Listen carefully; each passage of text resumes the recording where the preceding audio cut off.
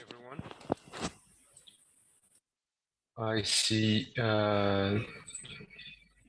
there are only a few people here. Are we expecting more, or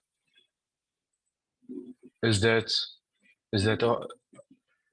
Is that all?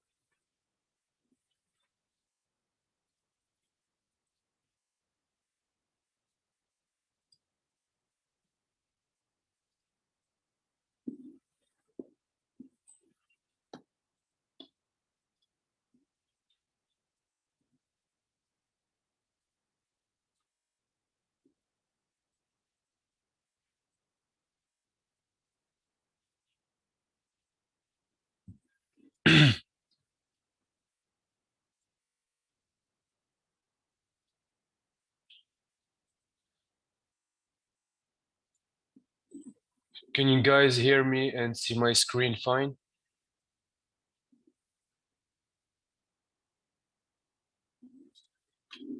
Good.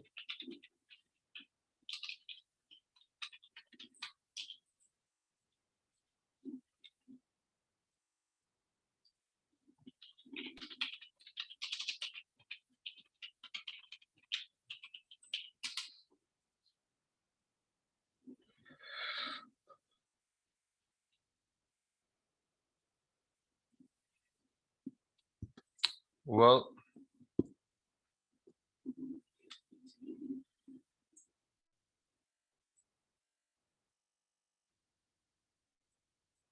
let's get started.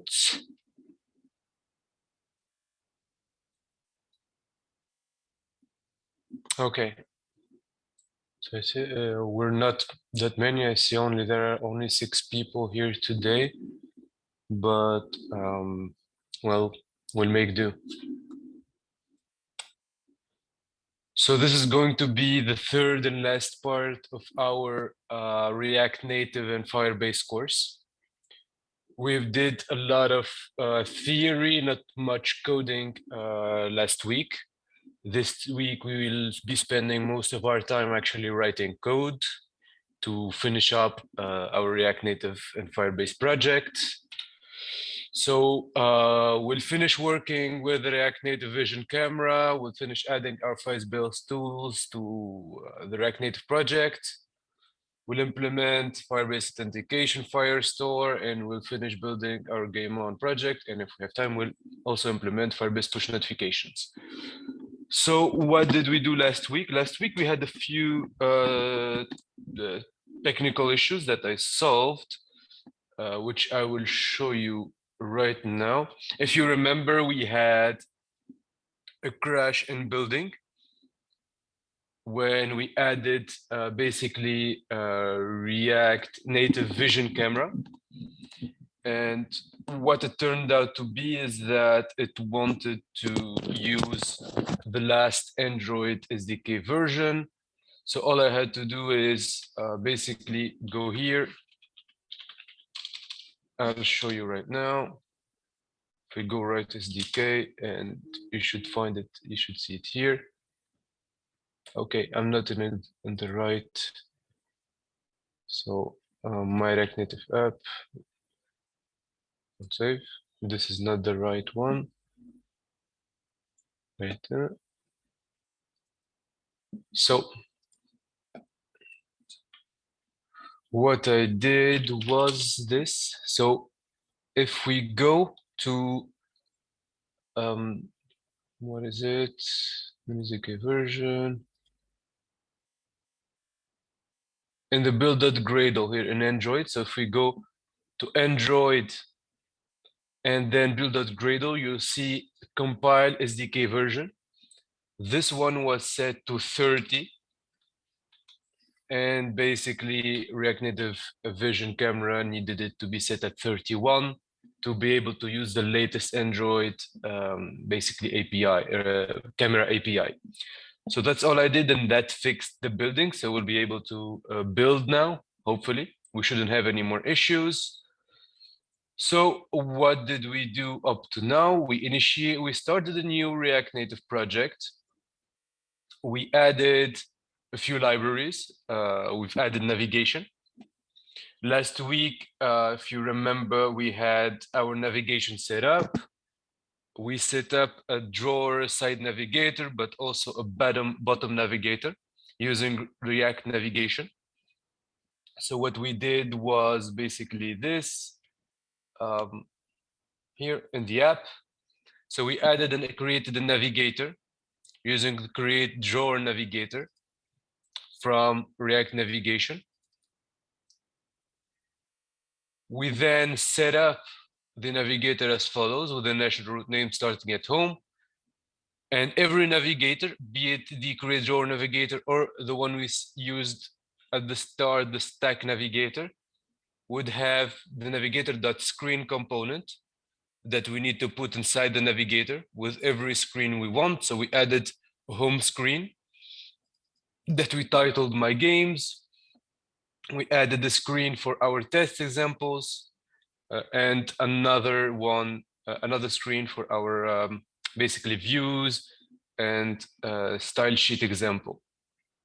So added this navigation basically logic to our app so we can move from screen to screen, and basically moving the showcases that we did for our custom text component, as well as the scroll view and style sheet components. We added them as separate views so that we can basically navigate from one to the other and not have to, comment every time that we want to see the different examples. We've also started writing our camera component. We didn't finish this. We stopped at basically showing the taking picture of. So we went to home where we're loading our games list. And we basically added a state saying taking game picture or set taking game picture. And what we've done is that to every game card that we can see here, it's a separate component. We've added basically a button called take a picture, where we're basically using a function. We're sending in props called handle camera, where we're sending it basically the props.name. And what it's doing here is that basically every time that button is clicked, you can see the handle camera prop here. Basically, we're setting the taking game picture to the game name. So then when we're rendering, wait a second. So when we're rendering here, you'll see that if we have a value in set and taking game picture, then, well, we display the camera component. Otherwise, we display the layout and all the different cards. So now we'll get back to coding and we'll finish actually writing our React Native Vision camera logic. So we might take pictures using our phone. Here we're going to use an emulator. So we have an emulated camera, but once you install it on your phones, it should work as, well, as expected. So let's see here. Let's actually build our project.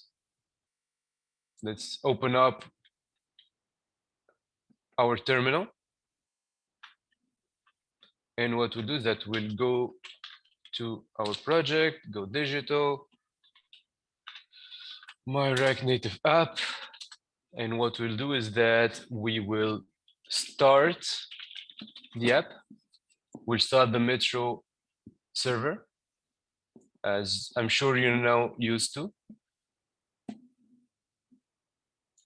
And once that's open, we'll start. Oh, first of all, we need to start our emulator. We'll open another terminal where we will start our emulator. So I'm going to start my emulator as follows, and I'm going to wait for it to launch. So I'm going to put my terminal to the side, leaving space to the emulator. You can do the same for VS Code. So there we have our emulator.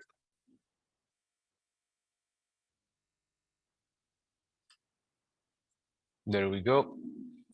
We'll just wait for it to launch.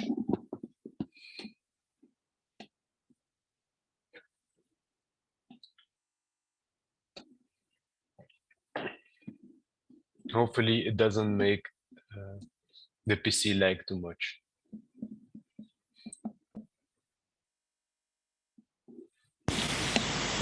So there we are.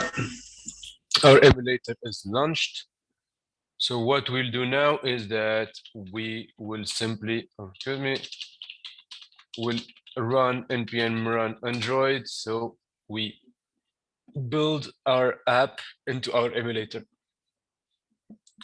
First, let's actually check if the emulator is read correctly with ADB devices. Everything is fine. We can see the device. So it's safe to run npm run Android. As you can see, the emulator is detected as device here. So let's start. Okay. Let's wait a few seconds for Gradle to build our Android app. What's happening?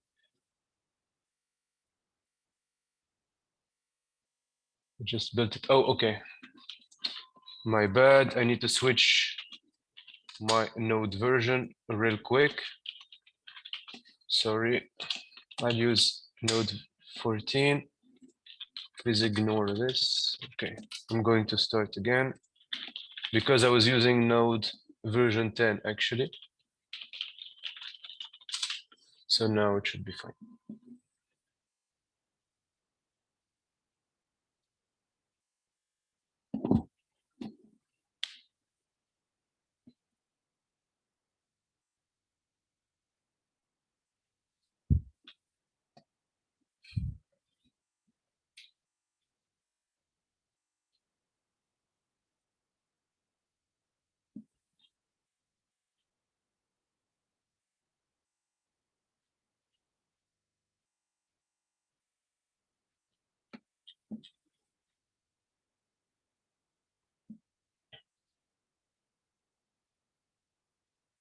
So while it loads, we've already done last week some installation requirements for this. What we've done is that we went to a file called Android manifest, which is located here in the Android folder, app folder, main, and Android manifest. And basically, we've added this. We've added the permission. We've added to our app a permission here, uses permission for the Android camera access. Since we're trying to use the camera, it wouldn't work if we don't add this here. So we've added it last week. I don't know if you remember, but there you go. There it is. Okay. So where is it? It's almost done building.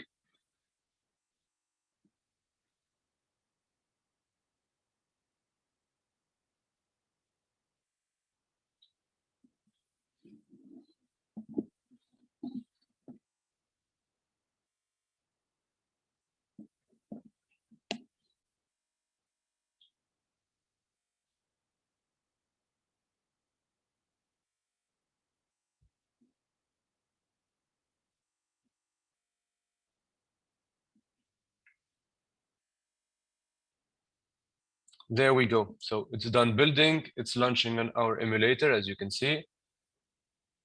And we should be able to resume our work. Dina asks, permissions only added in Android files. There's nothing to do with iOS files. Actually, that's a very good question. If you're using iOS, here I'm using Android. But if we're using iOS, there is also manipulations that need to be done that you can actually find on React Native Vision Camera docs, but I'll show you real quick. So basically, like going into Android, we go into iOS. And here, basically, we should be finding a file called info.plist, which we'll find under iOS and the name of the app, myRN app, as you can see here, info.plist. And basically what we need to do is we need to add the same thing. See here, we have key string, key string. What we need to do is that we come to here and we add another key, which is going to be NS camera uses description, and another string, which is going to be product name needs access to your camera, which is basically the way iOS will handle permissions. But basically, whenever you're adding a library that needs something to be done for either Android or iOS, you should find it here. So if we go to here's the link, for example, React Native Vision Camera, we should have a link to the guide. And here you go, it should tell you in iOS, open your project, info.plist, and add the following lines. So we've added the line actually for the camera, but you can also add other lines to access the microphone if you're using the library to record basically videos. And it tells you what to do as well with Android. So whenever you're using actually anything with React Native, you should always look at implementation and how what you need to do for every platform, basically. Same thing goes for Firebase, basically. If you're integrating Firebase, you'll see here we'll have things to do with Android and other things to do with iOS. Sometimes what you need to do needs to be done directly in Xcode, which unfortunately I don't have access to because it's only available on macOS computers. Keep in mind, even though React Native is cross-platform and may be compiled either to Android or iOS, you still need a Mac computer to build for iOS. You can't build anything for Apple products without an Apple product. So you need a macOS computer, you need a Mac to build for iPhones. You can't build for iPhones without a Mac. Even though you're using React Native, that doesn't change a thing. You still need a Mac to do the build. You can actually get your same code. All you need the Mac for is building. That's it. You need to open Xcode to build. But yeah, every library has things that need to be added either in Android files or iOS files or both.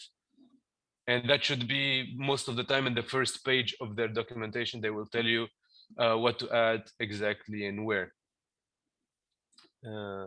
Does that answer your question, Gina? Good. You're welcome. So let's get back into it. So we've added the iOS one as well, and our Android app should be done loading. So Zeki, as you can see, we still have our navigator here, as I said, that we built last week. So here's our navigator. We also have this with the CViews example, the stack navigator here. And basically what's going to interest us is what we started last week, which is this button that I was just talking about, with basically the handle camera button that sets this state, taking game picture with the game name. So if I click here, it should display this component, taking picture far, and the name of the game I'm taking a picture for. So if I go here and I open my camera component, I see that I get this. So first thing we need to do is confirm the permission, right? So I'll actually uncomment all of this that we commented last time. And whenever we open the camera component, it should run RNV camera, which is React Native Vision Camera, dot request camera permission, which is basically going to request from the mobile access to the camera.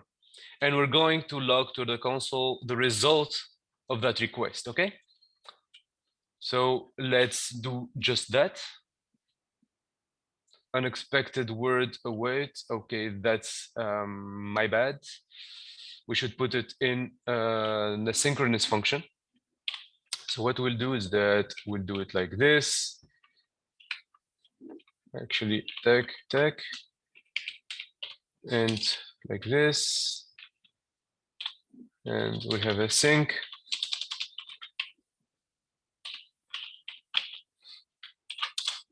There we go.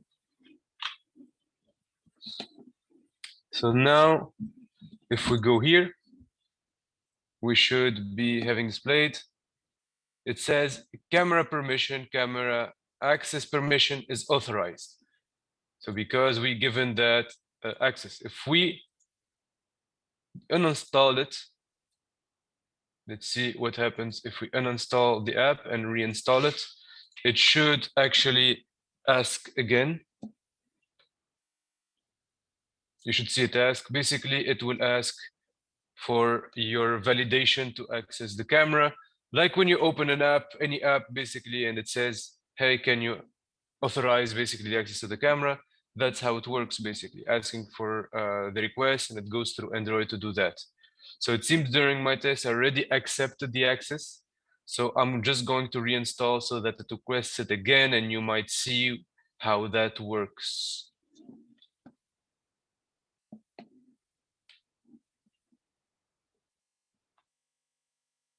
It shouldn't take too long to build since we already just built.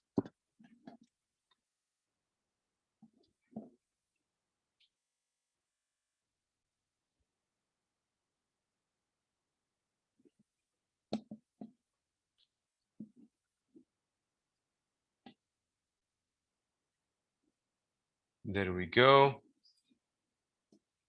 Just transferring the bundle.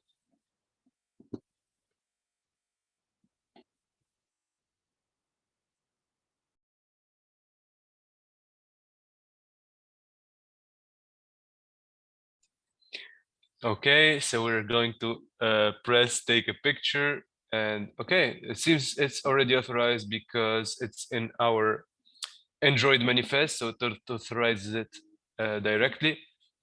Otherwise, what we can also do is that we can, if it's not authorized, we can ask for the permission using another function. Okay, that we'll see in a second. Okay.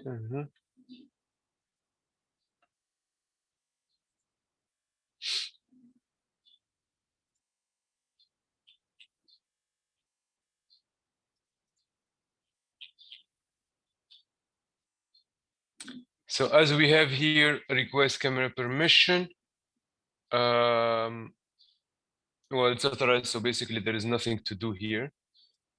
So if we'll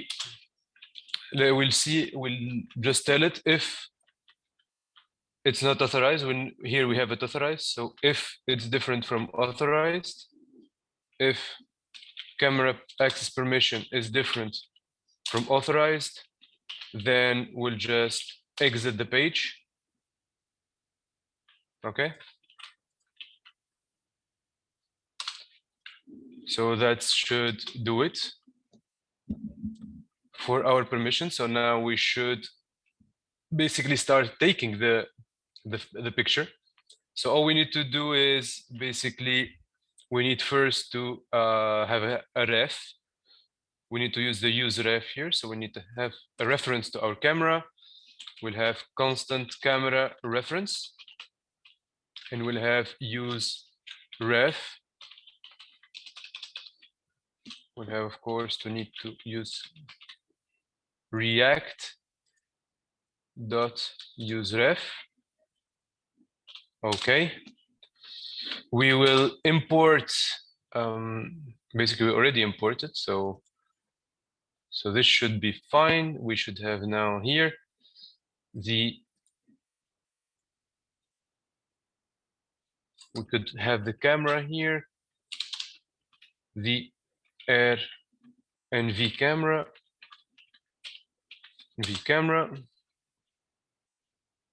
and we just give it a reference camera.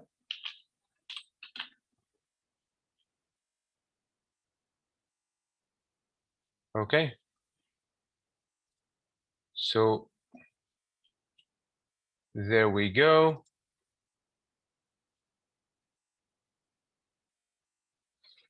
Let's see how that would work, if that works fine.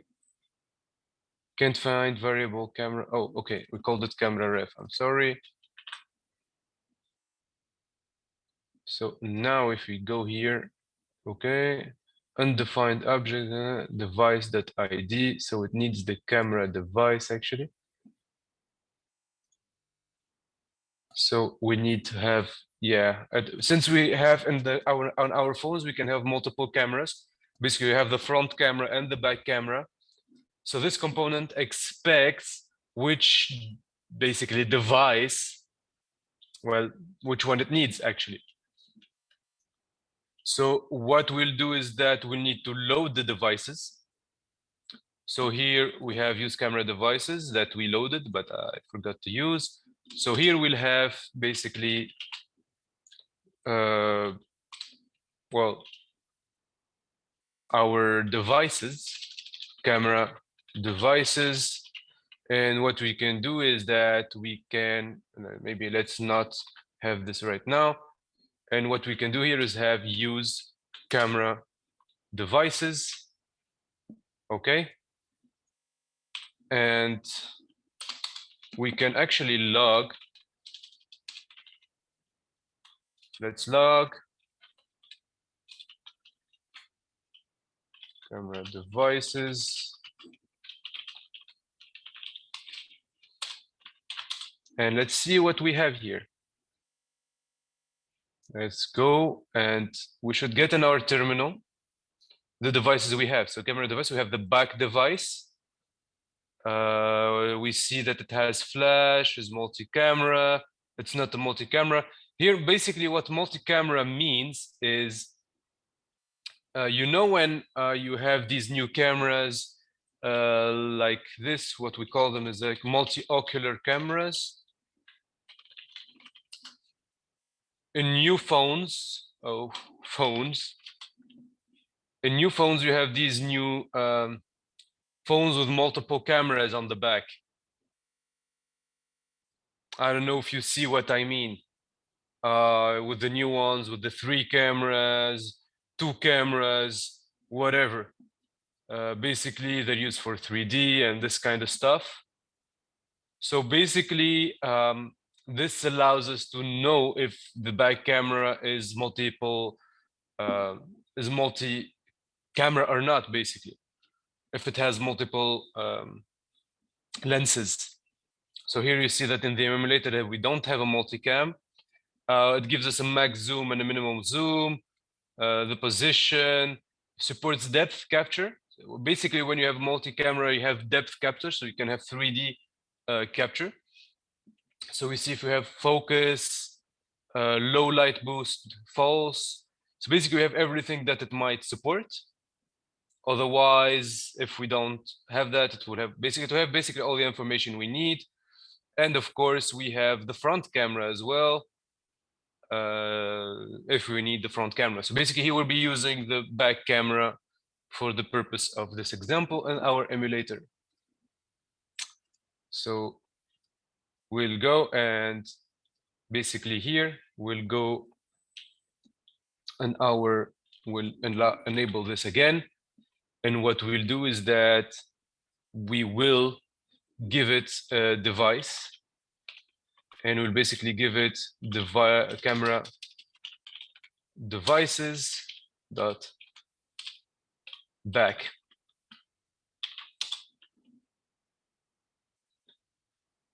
And let's actually get rid of these. We don't need the console logs anymore. So let's actually launch the camera again. So undefined is not, well, we gave it the device. What does it want? Device, that's back.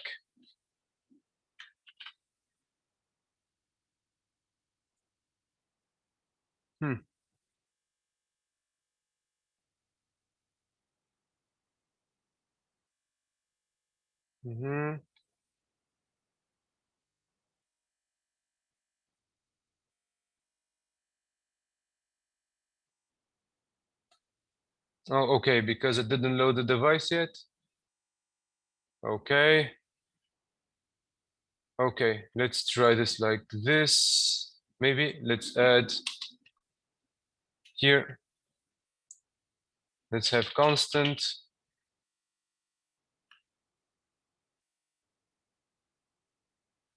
I have main device be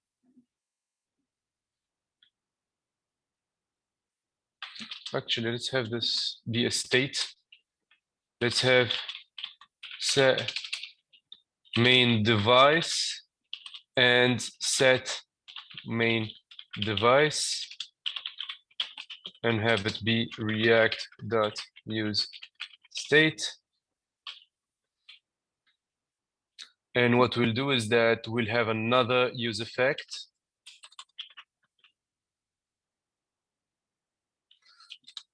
We'll give it the camera devices as basically dependency. And every time camera devices change, we'll set the main device. Let's see if camera devices, then we'll set the main device to camera devices dot back.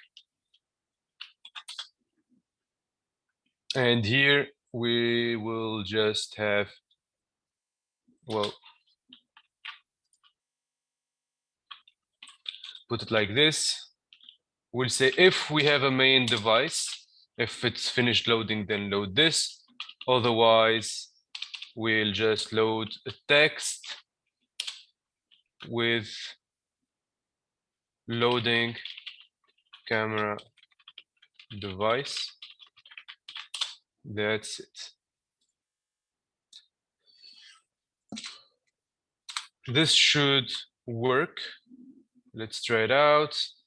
So now take a picture. And I don't see anything happening here. It's not, maybe we'll have to, maybe it's due to styling, I guess.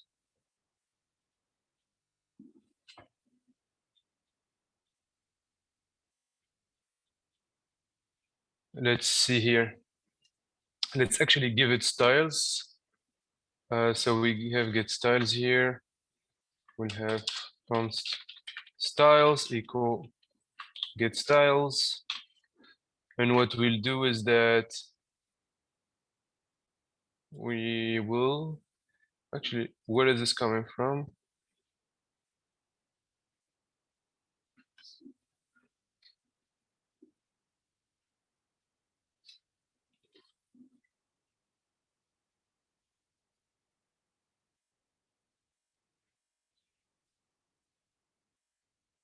Okay. Okay. Camera index. Let's close this because it's confusing. So we have get styles here. We have the styles. Let's try to give our camera a style as well. Maybe it's lacking basically the height and width that we needed to have. Styles dot camera. And we'll try to give it camera width 100, height 500. Or I think we can have it style sheet dot. Actually, I think we can have this camera.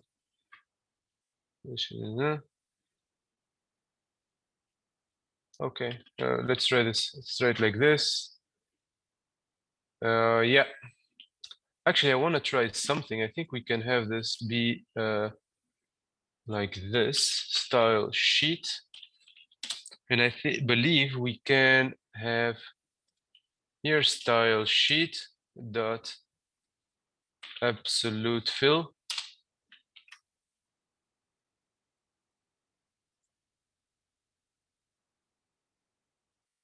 So yeah, that's our camera basically. But let's actually put it back to how it was. And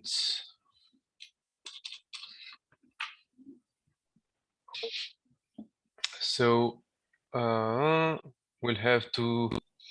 go and borrow the code that we've written for VH and VW here. We'll borrow it from here. So from React Native, we'll get use window dimensions, and then we'll get those. Okay.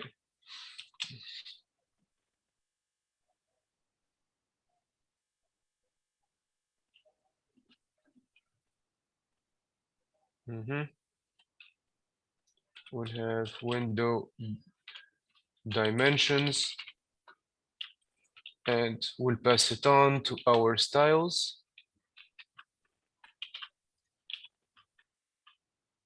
And then here we will have window dimensions, and we'll give it window dimensions dot width,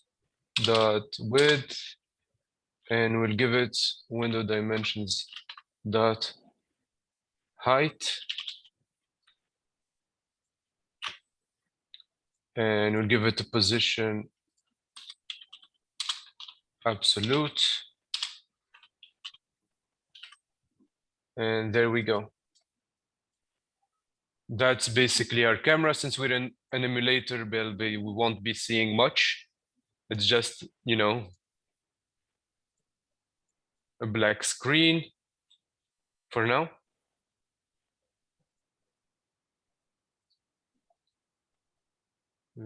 Okay.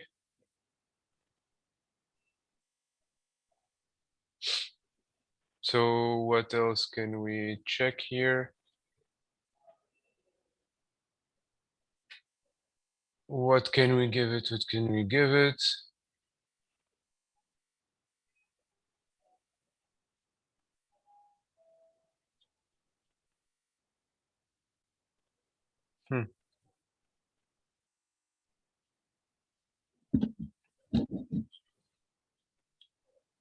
I mean, that's it. There is multiple things we can do with the camera. We can have, we can add the preset here to have the quality change. Basically, you can have a preset. What is it? We can have the preset here with medium, for example, for medium quality in cameras. And what we can do is that, for example, we may add here the buttons we want actually. We can add a button with, let's add another button here.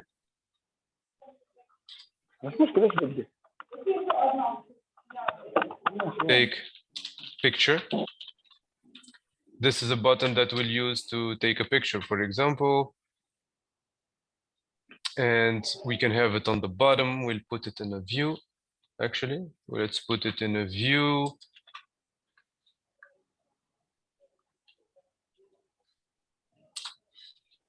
We'll give it styles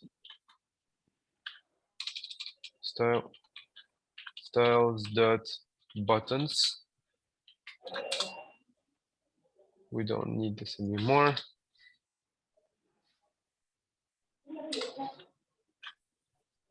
And we'll have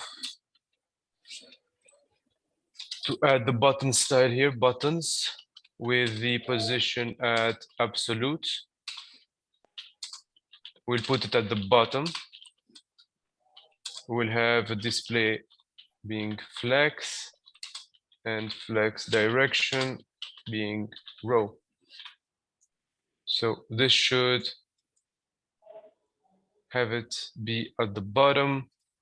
Let's actually have the bit up from the bottom, not that much. Actually, let's put it here, top.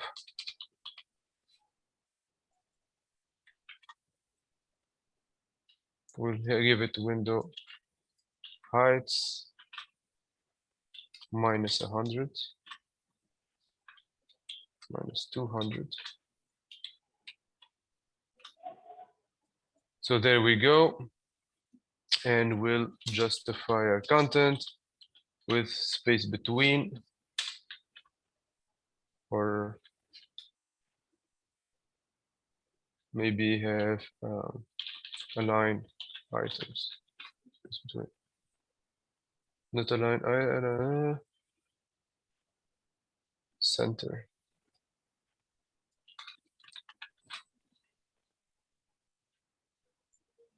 Okay, this doesn't like it, so justify content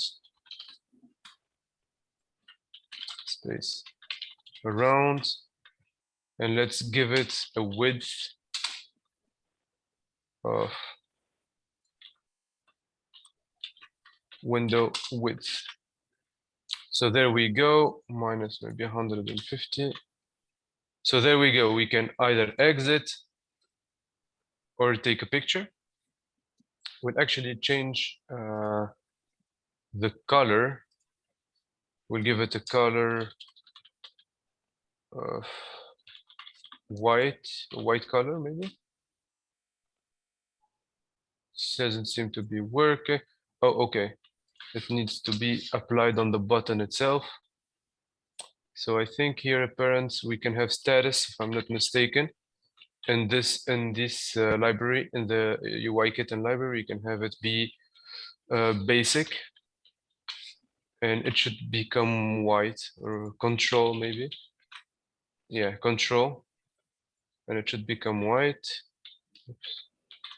We can have it here, or we can have it here be basically maybe danger, and it will help exit the camera.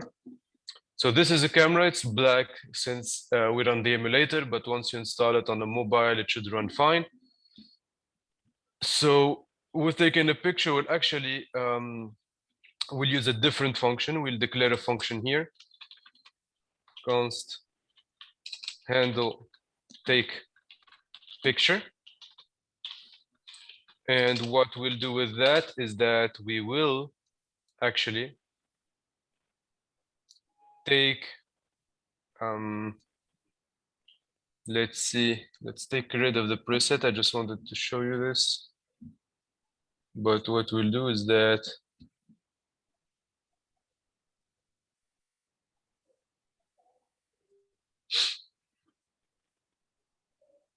we will be taking photos. So let's add here, let's add photo true.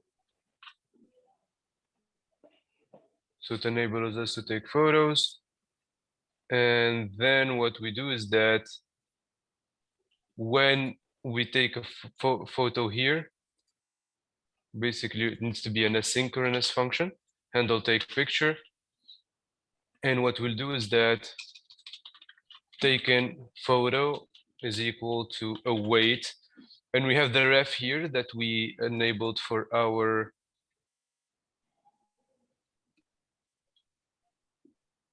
camera, the ref. And we'll go and we'll add the ref here dot current, because we want it to be the current reference, and take photo. And we can give it an options, for example, with the flash being on. That's just an example. Let's try this in console.log, the results, debug my picture, and we'll have it be taken photo so we can see what is happening. So here we can have the take picture, we can have it handle take picture. So let's try this. Okay, this is, I don't know. Exit camera will open up our terminal. We'll open taking a picture. And well, take a picture, and this is okay, taken photo. is not a function. Oh, okay, take photo. Here, I'm sorry. Take photo.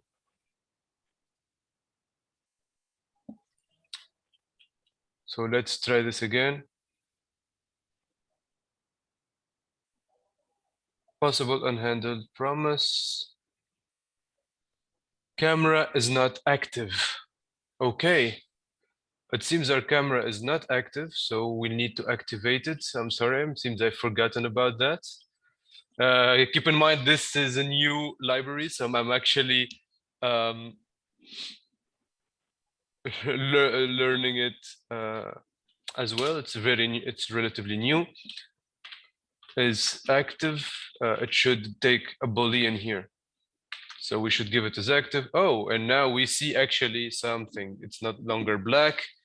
It's an emulated camera. So that's why it was black. Actually, it was my bad. It wasn't active. So actually, we should have something else. Maybe, okay. So this is an active camera. And when we take a picture, we should see here the taken picture. So take a picture, height, 720 is raw photo false. We have the metadata, the orientation, and the path where it was saved. So actually, I can maybe save it here. Actually, let me do this. Game card. What I can do is that I can. Where is it? Where is it? Where is it? This is what we call the game card, right? Handle camera. And what I can do is basically save it somewhere. Save that path. Okay. You see here we have it, data user.com.jpg. Let's try to display it actually after we take it. Let's try and have a view on top. Let's try and have another view with the taken pictures. Taken pictures. Or I don't know, gallery. And what we'll do here is that we will have images. So let's have, I believe we can get an image from a UI kitten. Let's go to UI kitten and see if they have a component for displaying images. Otherwise, we'll use the default one by React Native. So components, okay, let's take a look, images. So no images. So let's use the default React Native one. So what we'll do now is that we will get images, the image. Sorry, I'll put this here though. Okay. We have the image.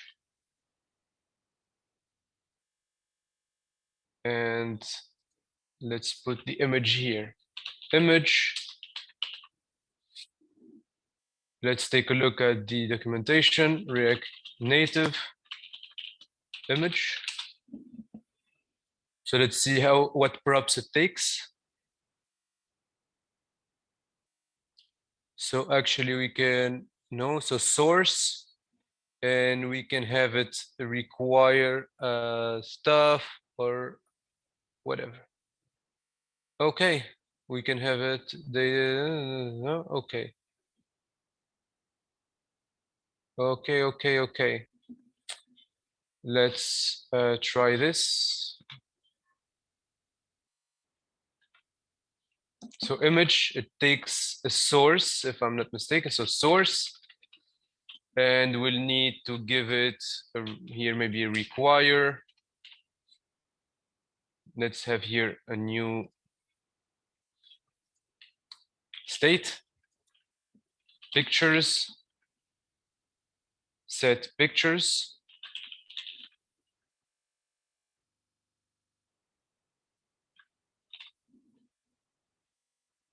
and we'll actually have this here mapping that state. We'll have pictures dot map pic, and we'll have every time we'll have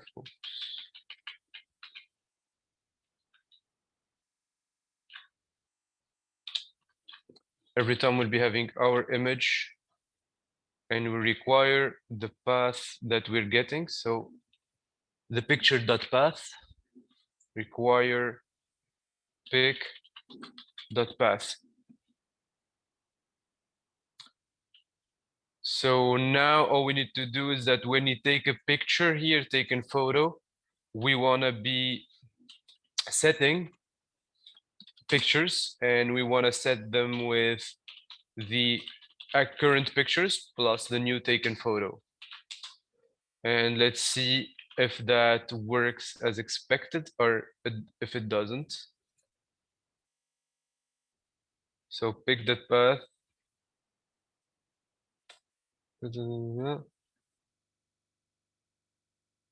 Invalid call.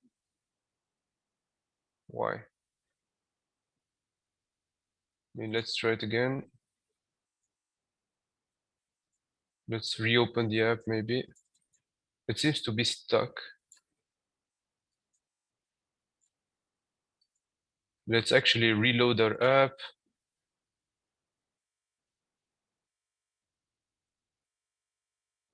Response. Well, it doesn't like us requiring dynamically, so maybe we'll try something else.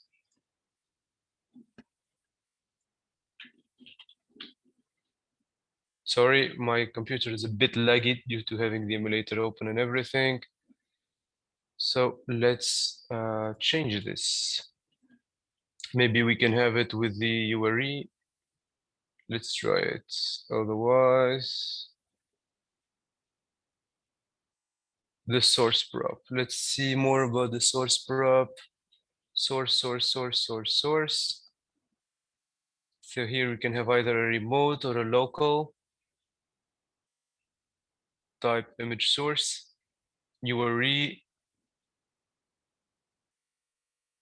which could be an HPA local file path or the name. Okay, so let's use URI instead. So let's use this in this manner. Let's have it have URI and pick that path. Let's try it like this and see if that works any better.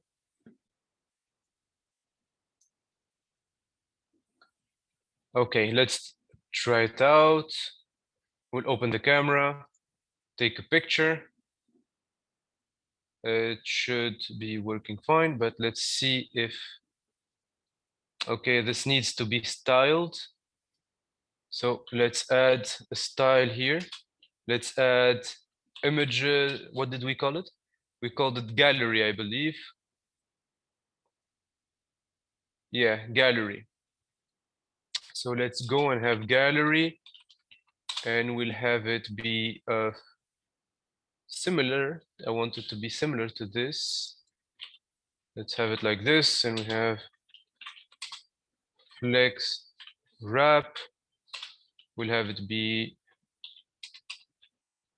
wrap though, and we wanted to have space around, or we don't want to justify content, and we wanted to have maybe this one, and maybe we'll need, maybe it's fine like this. So maybe we need the Z in the, let's see if we have background color. Let's add a background color. Let's have it be, I don't know.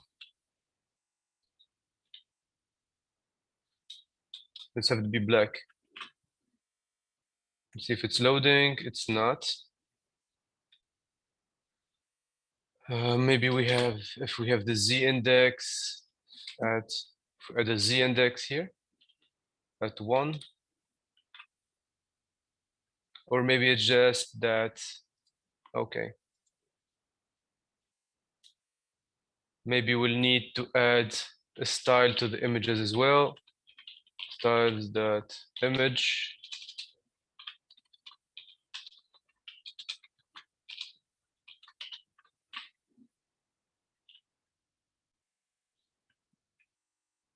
And what we'll do is that we'll add image here, and we'll give it a width of, I don't know, 200, and the height of 200 as well. Does that work? What did I do? Oh, width. That's written incorrectly. So let's try again. Take a picture. Take a picture. Where is it? I can't see it.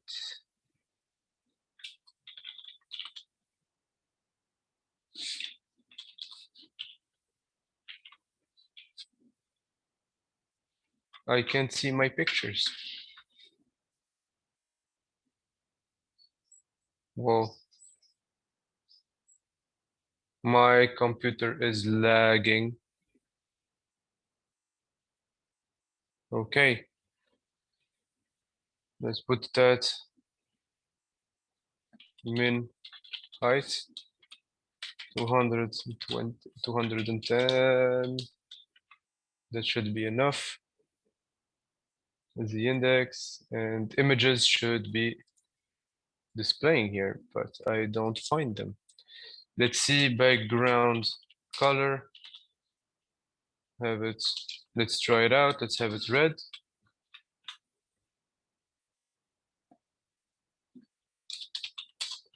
The index, have it be at 2.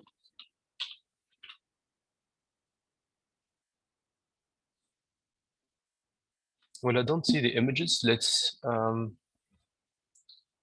see here before we return. Let's console.log our images. Debug my pictures list. Pictures. And let's see if we have pictures here. So my pictures list, we have pictures, and we have a path, and we have more. We do have pictures. We do have pictures. We do have pictures. So what is the problem here? Let's take a look. Okay, what does it take?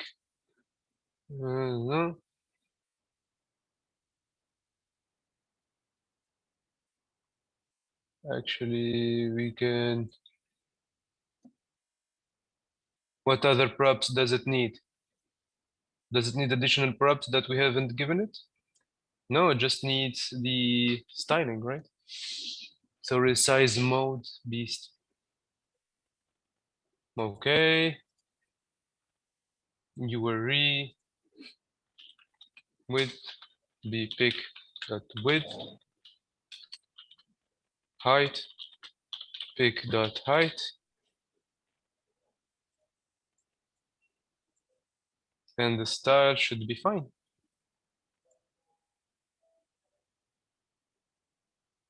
Styles.image.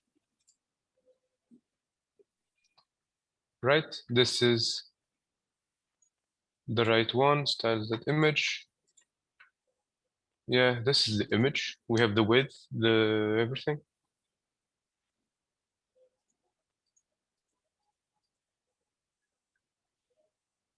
Background color 2 maybe. I have to not have it be totally absolute.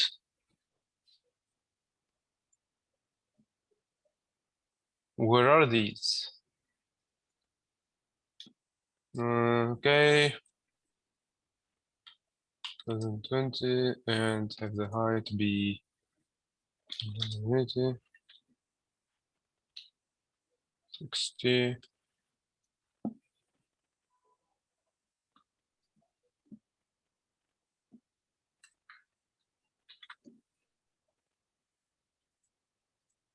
What are the images?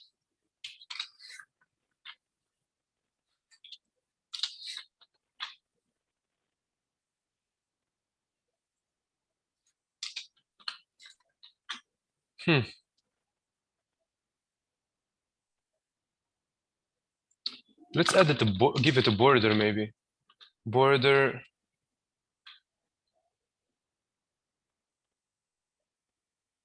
Let's give it a border bottom. Border bottom width, we'll give it 5. Border bottom color, we'll put it at, black. Turkey border bottom. What is it? Border bottom, no.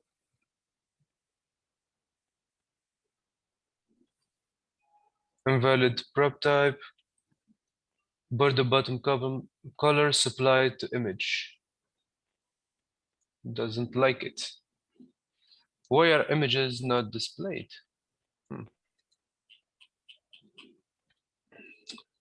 Let's see.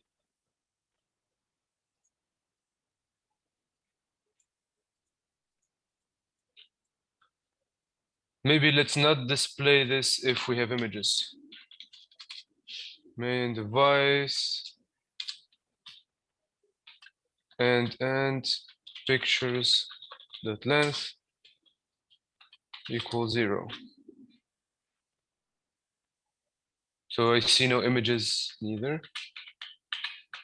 Maybe the URI doesn't work. Well,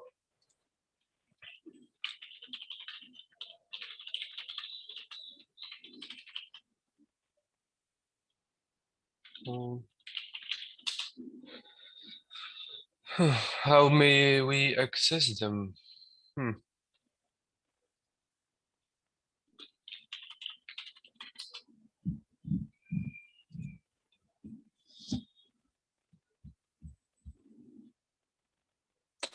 Let me think.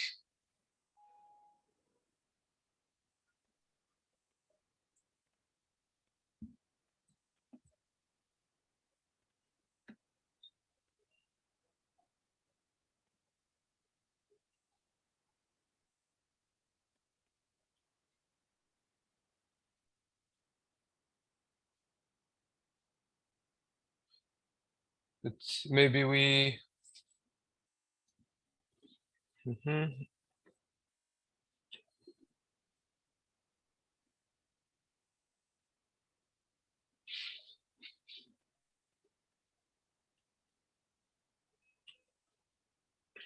I think it's because it's in the drive of the phone and we're not allowed to access it because we didn't get the authorization to access well, the phone path. Maybe let's take a look at the path actually, how it is. I think what is lacking, maybe let's wanna try something, maybe in the URI here. Let's have it like this, actually. And let's have it be file. Is this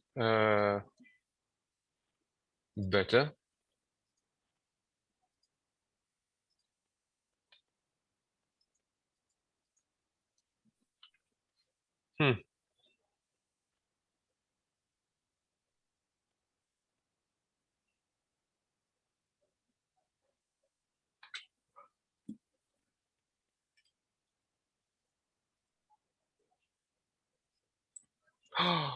Oh no, I think this is really stupid.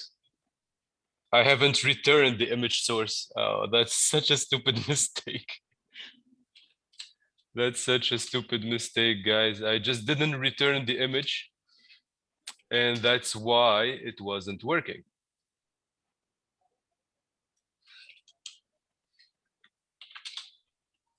So now it works fine. As you can see, we have the images displayed here. All we need to do is maybe make them a bit smaller. We'll make them be 160 and 90.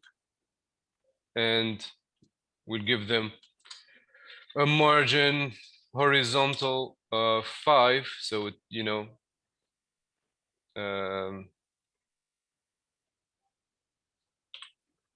there we go. And let's get rid of this. Actually, let's give it a margin in total of 5. And there we go. Whenever we take pictures now, let's get rid of those as well, the border. So as you can see, they're saved to our drive. And that's it. So now what we do is that we will have this be at height of 100. We'll get rid of maybe the wrap. And we'll put it at 300, 250. There we go. And what we'll do is that we want it to be a scroll view. We want this to be a scroll view, right? Where is it? Where the camera, we want the images to be in a scroll view. So let's add scroll view here and have it be inside of a scroll view.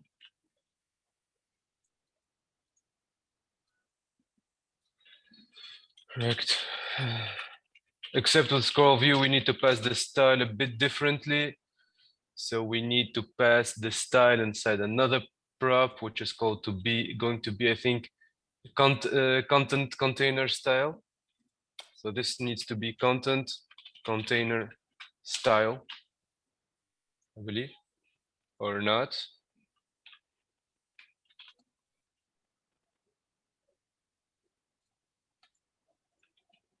But actually, let's have this here and have it be inside of a scroll view.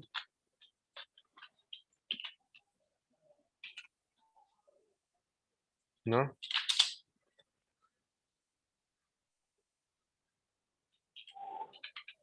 Actually, no.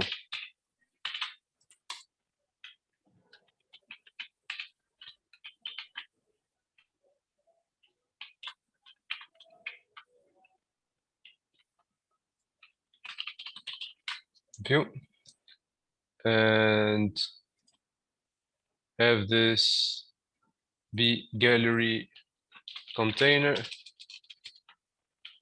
Excuse me, gallery wrapper, and have content container style be styles dot gallery, and we'll go to the styles and create gallery wrapper,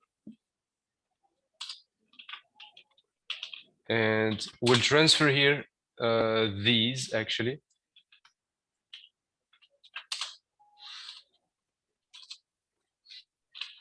We'll transfer these here and it should work fine. We want it to scroll horizontally though. So let's actually, we can do that with scroll view by basically coming to the scroll view and adding a prop called horizontal, which takes true, and then it will scroll horizontally. And there we go. As we can see here, we have all of our taken pictures. So does anyone have any questions regarding camera and taking pictures with, well, React Native?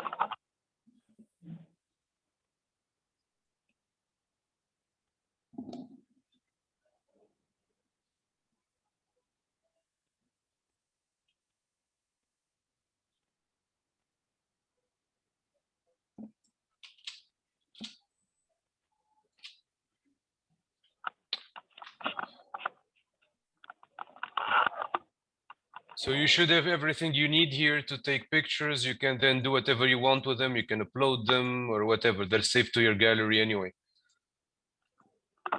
So those are our pictures. We can have it have anything, could take pictures and whatever. That's it. That is it. Okay. So if there are no questions regarding taking pictures, I think we can advance to the next stages of this, which will be basically, now that we're done with the camera, let's close those. Now that we're done with the camera, what we'll need is basically implementing Firebase. We've seen Firebase last week, so let's have a quick refresher. Let's refresh our minds regarding what we did last week with Firebase. Let's go and open our project. If you remember, we created a new project that we called Go Digital React Native. Okay. Then we created a Go Digital React Native Android app, as you can see here. We gave it a few things, actually. We gave it a project ID. We give it a package name, and we downloaded this Google services.json that we put an Android app. As you can see here, we already did that last week together. We downloaded this Google services.json, which basically allows us to connect our React Native app to Firebase. So we have everything that we need to start implementing. So we've been using, if you remember as well, we've been using this library, which is called React Native Firebase. We've did everything in the installation. So we installed an Android. We downloaded the Google service, as we said. We built, and well, everything should be fine. Now we need to basically start implementing. We need to start implementing. To start with the authentication, we're going to start by making an account. So you should, as you remember, we created the user by ourselves last time. Now we're going to create an interface, and we're going to create our users by ourselves. So that's what we're going to do now. I suggest we take a short break since we're going to start with Firebase. So I think it's a good time to take a short break. Let's not take a long one though. So let's take a 15 minutes break before we start implementing. So before we start implementing Firebase.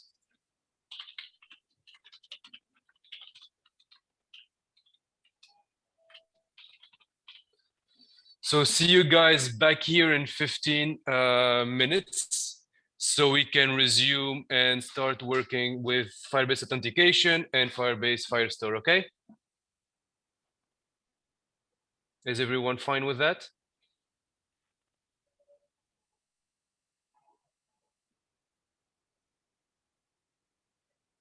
Good. So you see you guys.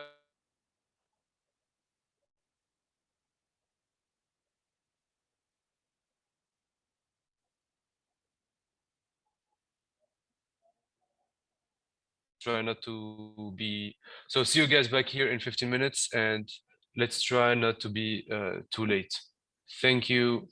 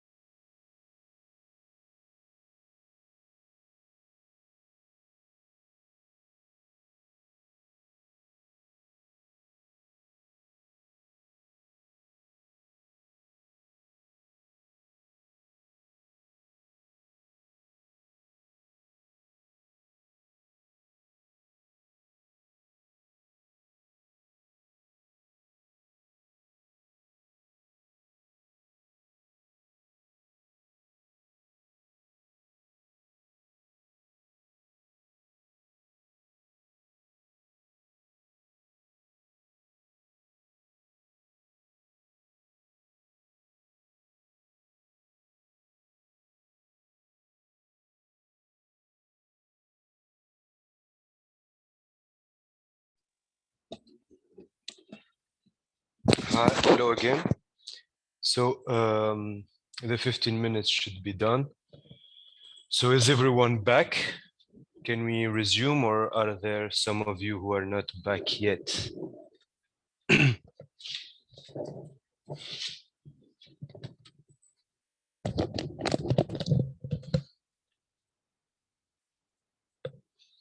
Is everyone here?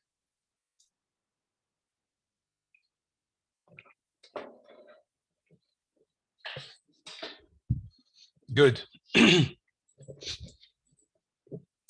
Good, so let's get back into it. We still have a lot of work implementing Firebase. Like I said, today's session is mostly going to be practice. So mostly we're going to be writing code. There won't be a lot of theory like we did last time. So the presentation is going to be rather empty. So let's get back to the code, right? So, like I said, we're going to start with the authentication. So let's start by reviewing the doc. So we did that.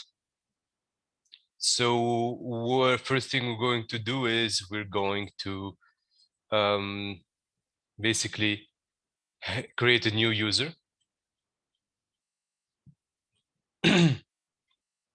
So we have access to this documentation, but this is not the only one we can use. And we can also follow the Firebase, official Firebase documentation.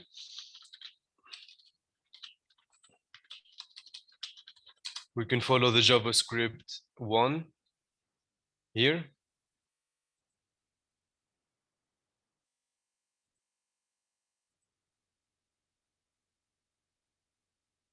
So as you can see, we have one here. So let's create a new account. As we can see in the documentation, we have a way to do this. So basically we can create a user. We need to use the function create user with email and password from Firebase auth. So let's start with that. So let's get to our code. Sorry, and get started with that. So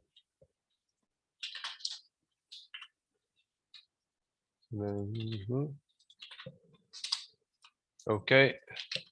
So first things first, we need to import from here. First resource, we're going to create a page. Sorry, so a login page, a sign up page rather. So we're going to create a new page with a form. Okay, so we'll create a new. Let's close everything here. Actually, close all. And let's create a new page called sign up. And what we'll do is that we'll create index.js here and the styles.js like we usually do. So what we'll do is that we'll import style sheet as usual from React Native. We'll return an empty style sheet first, export default function get styles,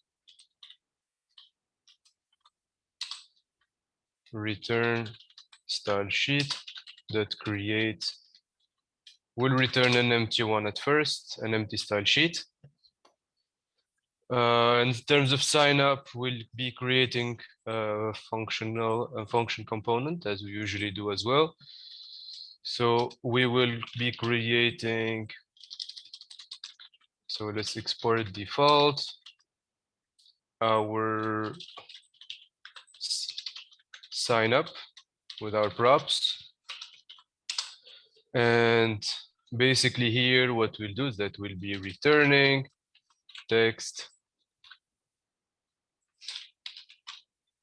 We'll import text from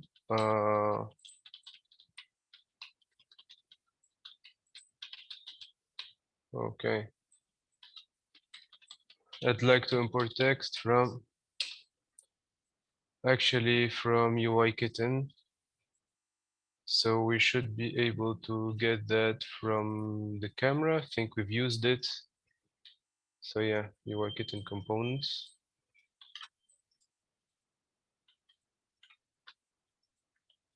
Okay. So let's have a text here and have hello. This is the sign up page, just so we can see that everything works fine. Then what we'll do is that we will come here and add this page.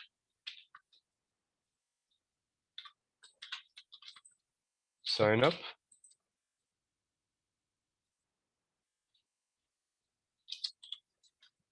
Right? Or let's go to view, sign up. And well, what we need to do is that we'll need to create a new navigator here with the sign up.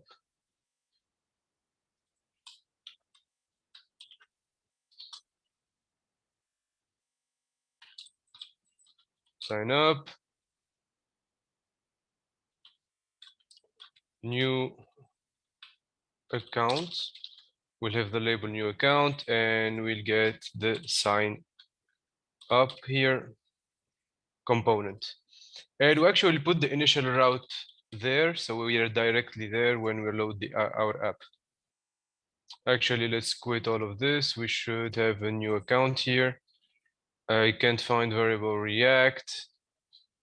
Yeah, so we forgot to import React here.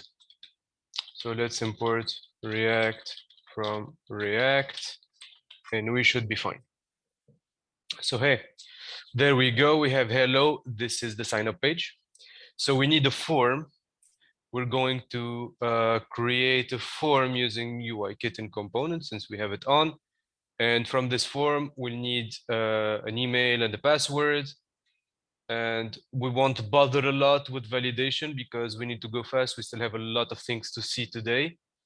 So you already know how to validate using, we did it in React and we did it in JavaScript anyway. So I don't see the point of doing it again. Well, we'll be doing a quick form and we'll go quickly with this so we can move on to Firestore basically. So first things first, what we need to do is we'll need to have inputs, right? So let's get inputs. Okay, let's grab a view or a scroll view rather. So let's have a scroll view here. And let's have it be like this. Let's have content, container style, styles.container. We'll also need to load our styles. So styles, we'll get styles. So there we go. Okay, and we no longer using this. We'll use input instead. And what we'll do now is, okay, why is this coming from here? By the way, we need it from not gesture handler, but rather from React Native. There we go. And we'll get started building our form. So we'll put the size container here. The container is going to be flex1, so it takes the whole screen. We're going to have the display being flex. And we're going to have the flex direction being column. And we'll see when we go forward with this. So that should be enough for now. Let's start putting our inputs. So we'll first put a regular input. So basically what we'll do is that we'll create an input using UI kitten here. And from input, we'll go and give it a placeholder value. We'll call it u@email.com. Value equal email or okay, email, and well, on change text, this is an event listener. So on change text on the input, we have this event, this prop that will execute basically the event whenever the content, the value changes. And what we want to do is that we want to have next or have value or val, just val, set email to val. And as you can see, we don't have the email and we don't have the set email function. That's because we'll add them right now. So we'll have email as well as set email, which will be state, which will be a React state. So we'll have it be an empty string at first. We'll do the same thing for the password actually. So word and set password. We'll create another input here, which is going to be a bit different from the other one because we're going to try and give it basically you know, the button to show the password and hide the password. So what we'll do is that basically we'll add a label here as well. Sorry, so let's add a label email, and we'll add a label here as well called password. Okay. And here we'll put the placeholder at. So now we should have both of these, right? And actually, let's add it, give it a padding of 15. There we go. We have our email and our password. So what we'll do now is that we will add, okay.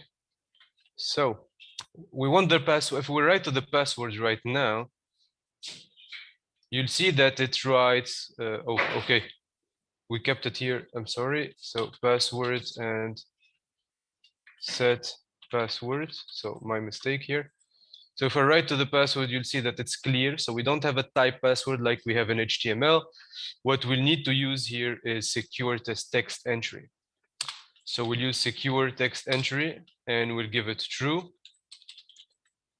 And what will happen now is that you will see that the password is now hidden. But what we want to do is that we want to add an eye icon here, which will basically allow us to hide and unhide the password, right?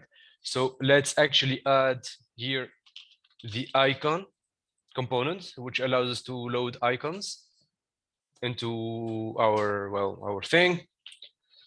And what we'll want to do is that we'll want to add here another prop called accessory right, which allows us to render something to the right of the input. Since we want to render basically the eye icon to the right, and we want to be able, when we pressing that I button, to hide or unhide the password. So let's add this prop. This prop takes a React component, so we'll give it a function component basically, which will take props, of course. I call it icon props. And then what we'll do is that we will have here, we'll have a React Native component that's called touchable without feedback, which is actually something that's touchable without feedback.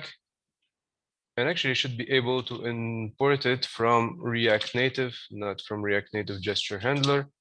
So here, this is a touchable without feedback. This acts like a button, actually. It's something that is you can touch and handles touch events.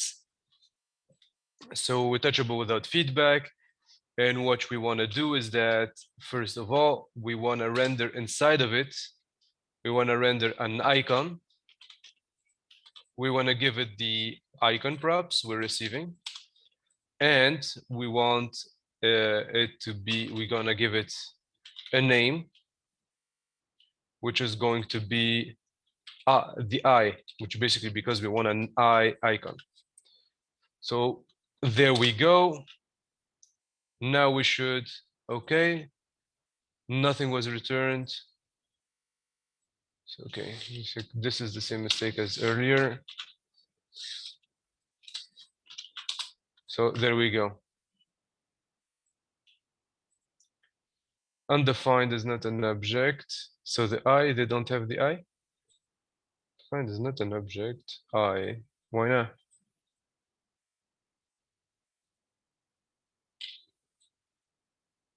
Okay, so let's take a look at the documentation to see what's the name of the eye thingy. So UI kitten icons.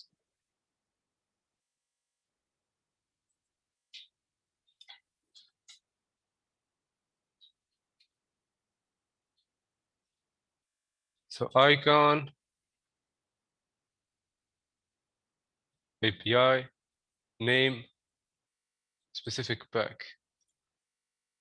Okay. So addition, recommend using it for consistency.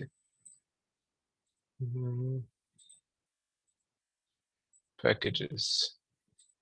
So we need to install this, I think. We need to install, okay, so isn't that I outline, and there's only fill so there is an I. Didn't we install the icons? Is that it? Is it because we didn't install the icons pack?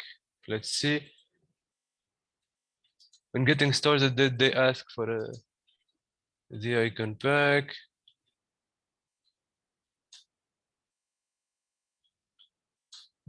Getting started, where to start?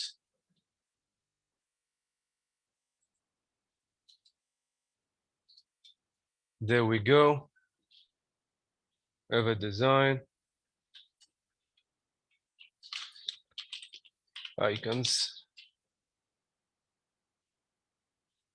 Didn't we get the icons? So what did we install? UI kitten components, React Native SPG, Eva design, interested, Fusion, start your app. Okay, icon packages, there we go. So we should install UI kitten Eva icons, right? So that's what's missing here. Let's install this.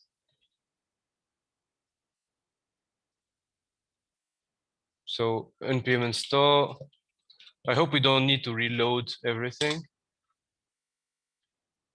So we should install the icons. UI kitten Eva icons. So that dependency was missing from our package.json. So once that's done, we should be able now to load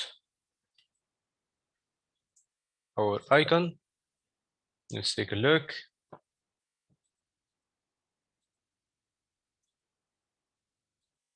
Go. Okay.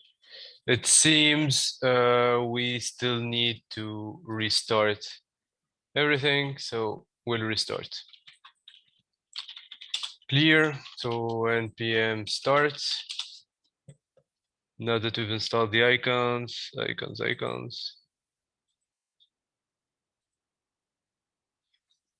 Once that's started, let's build for Android again.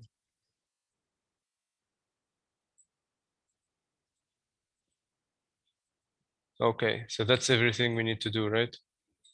So we need to register. Oh, okay. We need to register the icons as well. So actually, we need Eva icons pack. And where do they call it again? Eva icons pack, icon registry. Okay, so let's stop this here. Let's stop this and let's go back and register our icons in the app like we registered here. So we need to have it register the icon pack as well. So let's call the icon pack Eva design, Eva icon pack, UI kitten. So that's our icon pack. We also need per the documentation, we need to import the icon registry. And what that allows us to do is that use this to register our icon pack next to the application provider. So we should go here and basically call the app the registry like this. And let's start our metro and run Android. And our icon pack should be registered for use with UI kitten. So that's, I believe, everything we need to do.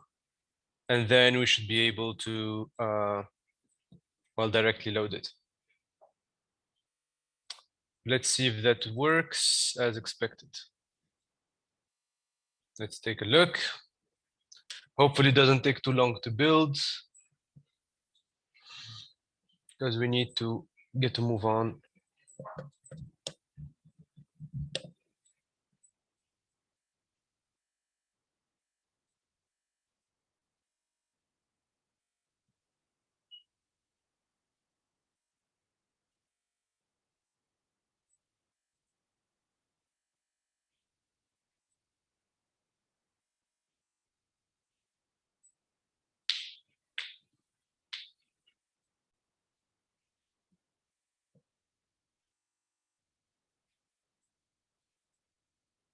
Quick.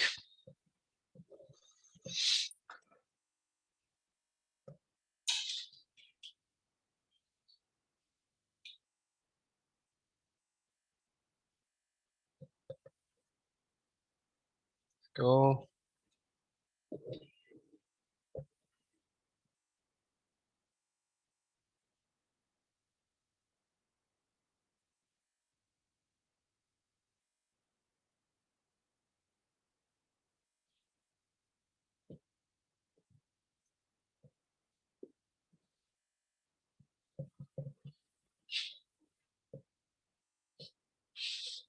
Okay. So that's our build. Should be loading any second now. And we should be getting what we want here. Let's go.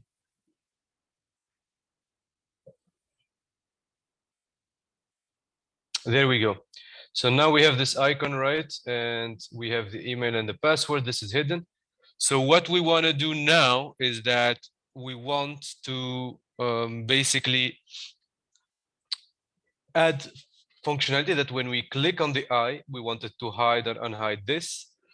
So what we'll do is that we'll add here another state, secure password text entry, and set secure text entry, and it will use react.use state, and we'll start it off as true. And basically, instead of using true here, instead of using true, we'll give it the state. So it can change, so it becomes dynamic. And what we'll do is that we'll add a feature on our touchable, that we created a touchable here. So we might use events on it. And what we'll do is that we'll add, okay, stop, on press out or on press or whatever. And what we want to do is we want to set the secure text entry to the reverse of secure password text entry. Okay. And then we want to have here the I. We want to change this. We want this to become dynamic as well. So if this is secure, if it's already secure, we want the I. Otherwise, we want another icon that's going to be I off. And now let's see how that works. So let's try and write. And if we click on the I, well, we should be able to hide or unhide our password, as you might see in many apps. So here we created our form. Okay, we created our form. Let's let's maybe add some styling, justify content, and we'll say it's center or space between or whatever. No, center, excuse me, center. And what we'll do is that we will have our inputs here, and we'll want to create another style.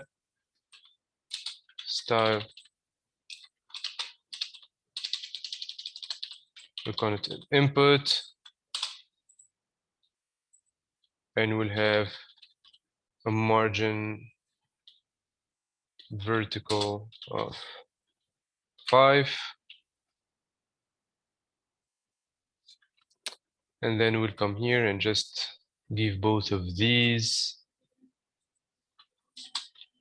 styles.input. So we can have a bit of a margin. Maybe I'll increase it a bit. Okay. Actually, I don't think we need this. Okay. Then we'll add a button as well. We'll need to add a button.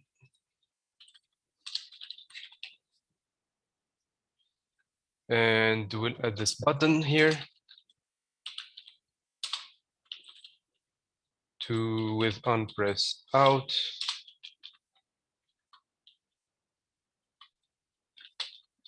Or just, submit, sign up. Or submit. And it can't find the variable submit sign up, which is normal because we're going to create it right now. Submit sign up, which is going to be here. Look, submitting email password. Let's delete this. Okay. So we should have this. And if we go to our console, if we write something and submit, we should be getting our log here with submitting and the values. So this is fine. Now we need to use this form to basically create an account. So let's get back to here. And what we'll do is that we'll, first of all, we'll import our auth, basically. We'll go here and we'll import base auth from React Native Firebase auth. Or we'll just call it auth. Simpler. And what we want to do is that we want to go and have auth. We want this to be asynchronous. And what we want to do is that we want to go here and have basically try catch, and we want to have auth, excuse me, I believe it's auth dot create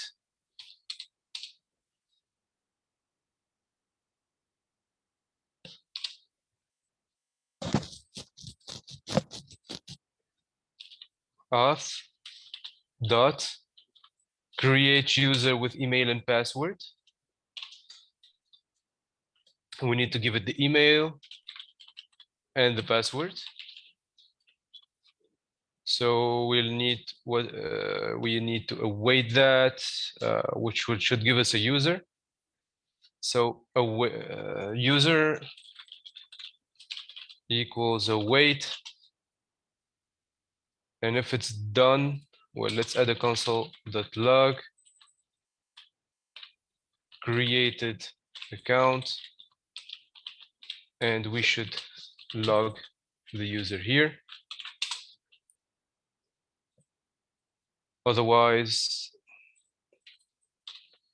we'll console.error, and we should be able to log this error with error.code and the error.message.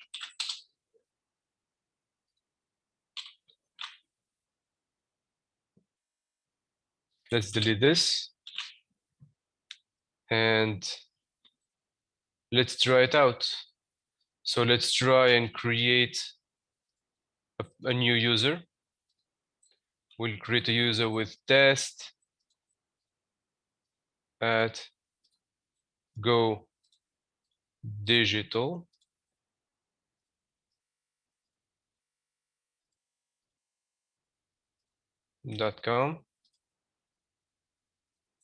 and we'll use the password test 1, 2, 3, 4, and let's see what we get in our console. So we created, see that we created an account and we have a new user and it's fine. If we try again, it should fail and tell us that there is already an email address in use in here by another account.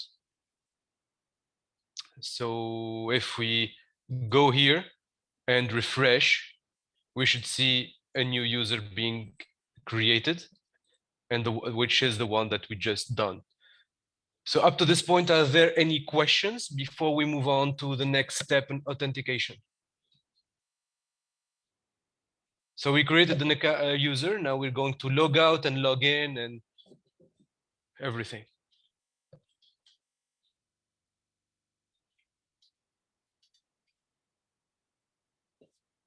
It's clear? Good. So let's keep moving. So now what we want to do is that we want to check the authentication state of our app, right? We want to see if we have a user connected or not at any time. So what we'll want to do is that we'll want to listen to what we call the authentication state.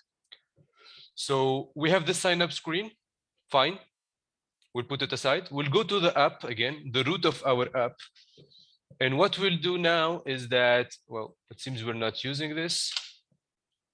So what we'll do now is we'll need to listen on the authentication state, a listener, basically. Kind of like an event listener. So what we'll do is that we will, first of all, import auth again. So we'll import it here. We'll go and import auth from React Native Firebase auth. And then we will, when we start the app here, okay. when we start the app, what we want to do is that we'll want to do a few things. We want to have auth state is initializing, which is basically a state where we'll hold if we're still loading the user, because when we start the app, we still haven't loaded the state. We don't know if we have a user or not. So we'll create this initialization state, and we create set auth state is initializing, and we'll start it always at true, because it starts at true and the application just started running. We'll also add another one here that is going to be our user, and set user as well, which is going to be react.use state, and it's going to start at null. So first thing we need to do is create a use effect. So let's create a use effect.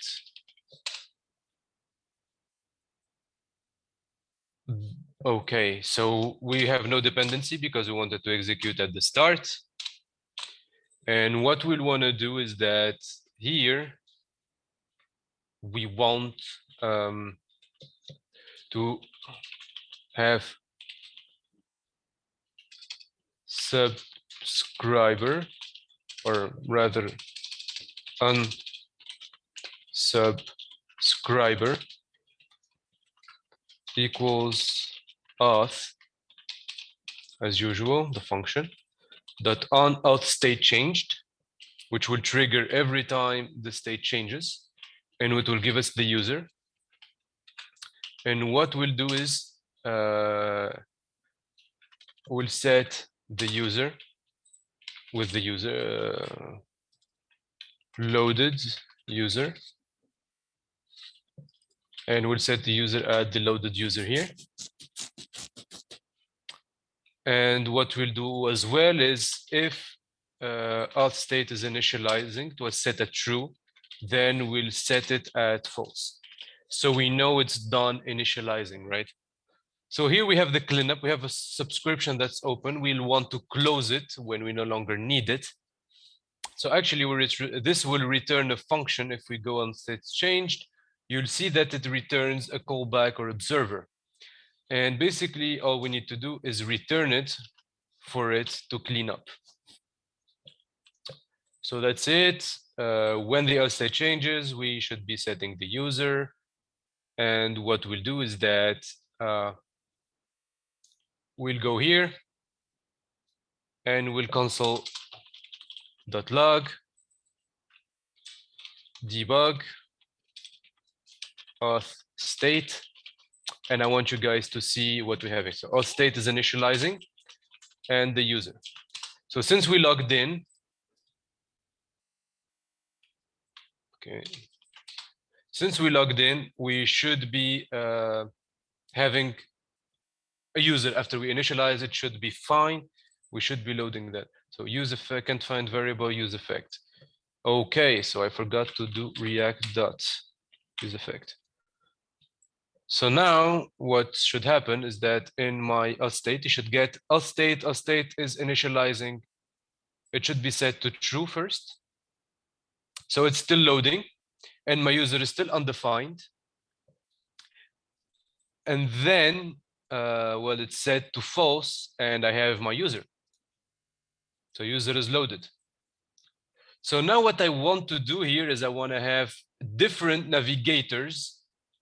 For one navigator, I want it to be for the user that is logged in, and another one for the user that is not logged in, because I don't want the user that is not logged in to be going to my games, and I want the user to be the user that is logged in. I don't want it to be going to create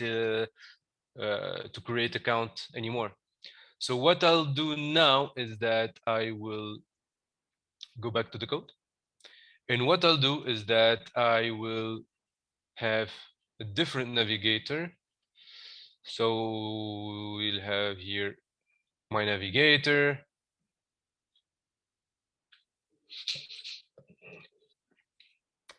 Okay. So I'm going to turn these into objects. So we have names, options, and component. So what I'll do here is that I'll create a new, okay, we know how this works, so we can get rid of the log. So what I'll create authenticated user screens, okay?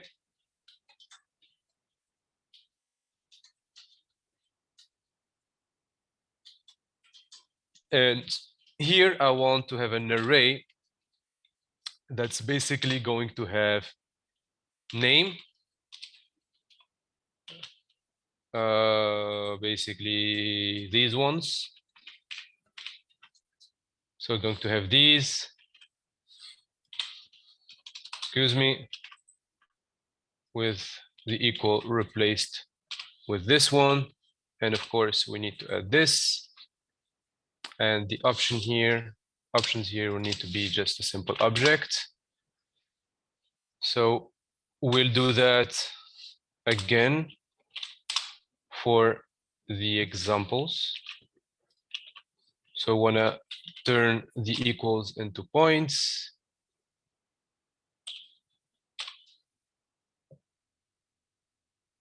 And there we go. We want to delete this and delete this, and it should be fine. So the third screen is going to be this one.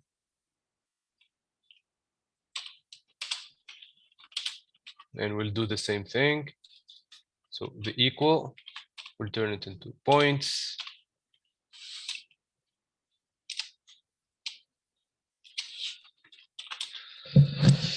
So basically I turned these into an array, into arrays, so that I may change things.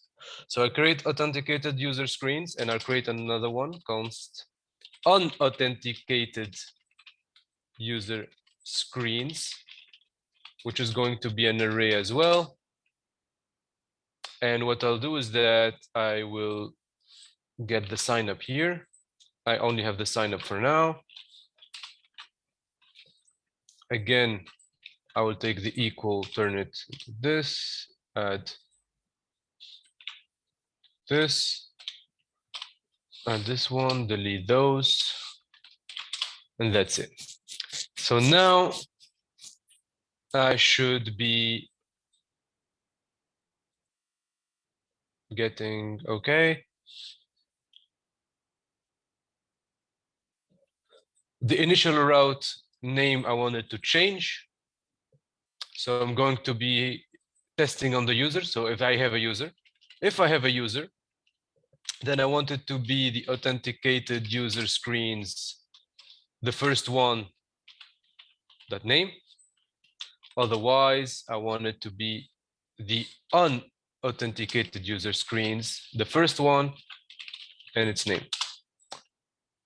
And then I'm going to be having this one. So screens to screens. And the screens are going to be either if the user, actually, what I'll do is that actually I'll make it even simpler. So I'll make this, otherwise. So the screens I want it to be, if I have the user, if the user is not null, then I want it to be the authenticated user screens. Otherwise, I want it to be the unauthenticated user screens, the ones with the sign up and everything. So this one, I don't need to have the test anymore. I can just have screens. That's it. And here I will have to map my screens, screens.map screen, and will return basically my navigator.screen, and will return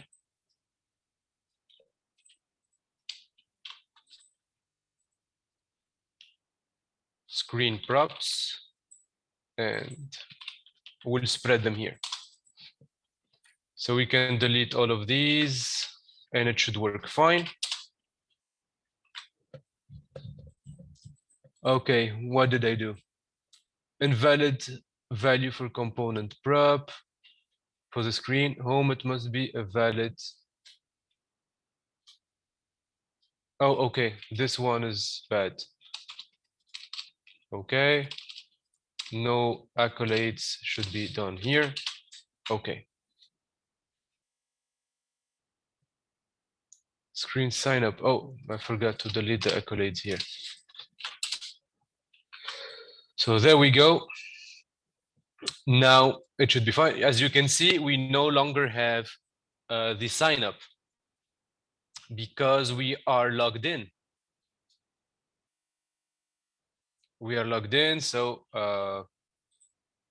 actually, what we'll do as well is here we'll have auth state is initializing. Auth state is initializing. So if it's still initializing, we'll actually return something else.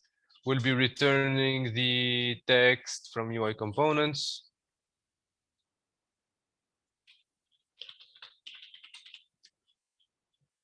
And we'll return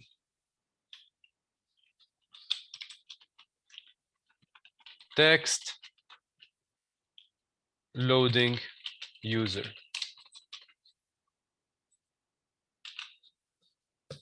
Okay. So now when we close, let's close our app. Load it again.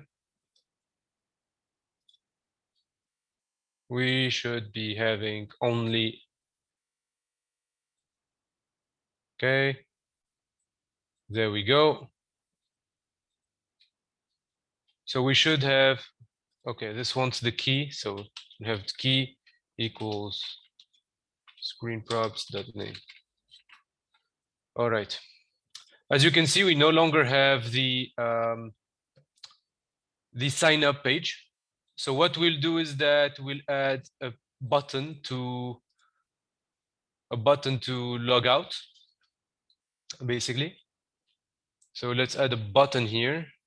Okay. So we'll add a button with,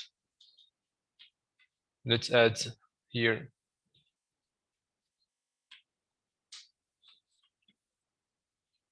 what should we add the button?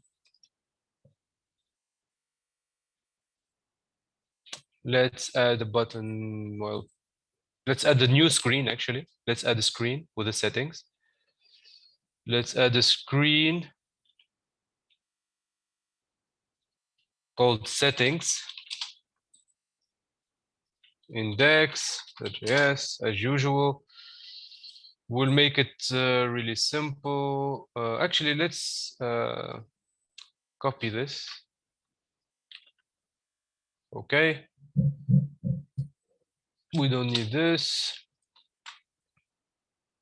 And what we'll do is, actually we'll copy, we'll not copy. Okay, we'll import React. So we can use GSX from React. And then we'll have a function components. Function, we'll export it directly, export default function. Settings, we'll give it its props. And basically what we want to do is we'll return directly a button from UI kitten with the appearance being ghost or outline and status being danger. And we're gonna call it logout. And what we'll do is we'll have here on press out handle user logout. So now we need to have a function here called handle user logout,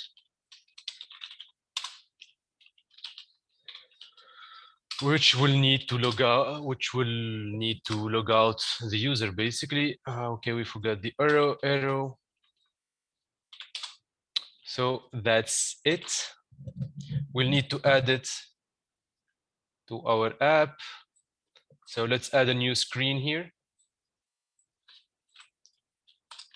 called settings. Settings.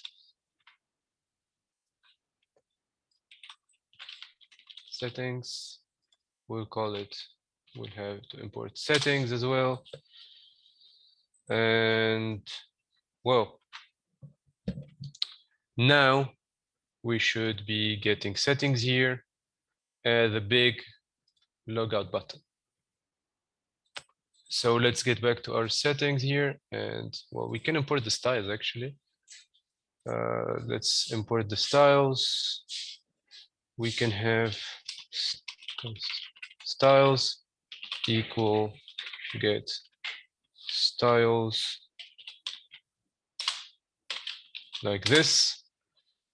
We can also have a view from React Native. So we put our button inside the view. Style being styles dot container. We'll close the view here, just so we have the padding and everything going for us. So now we want, when we click on this button, we want to log out, right? We want our user to log out.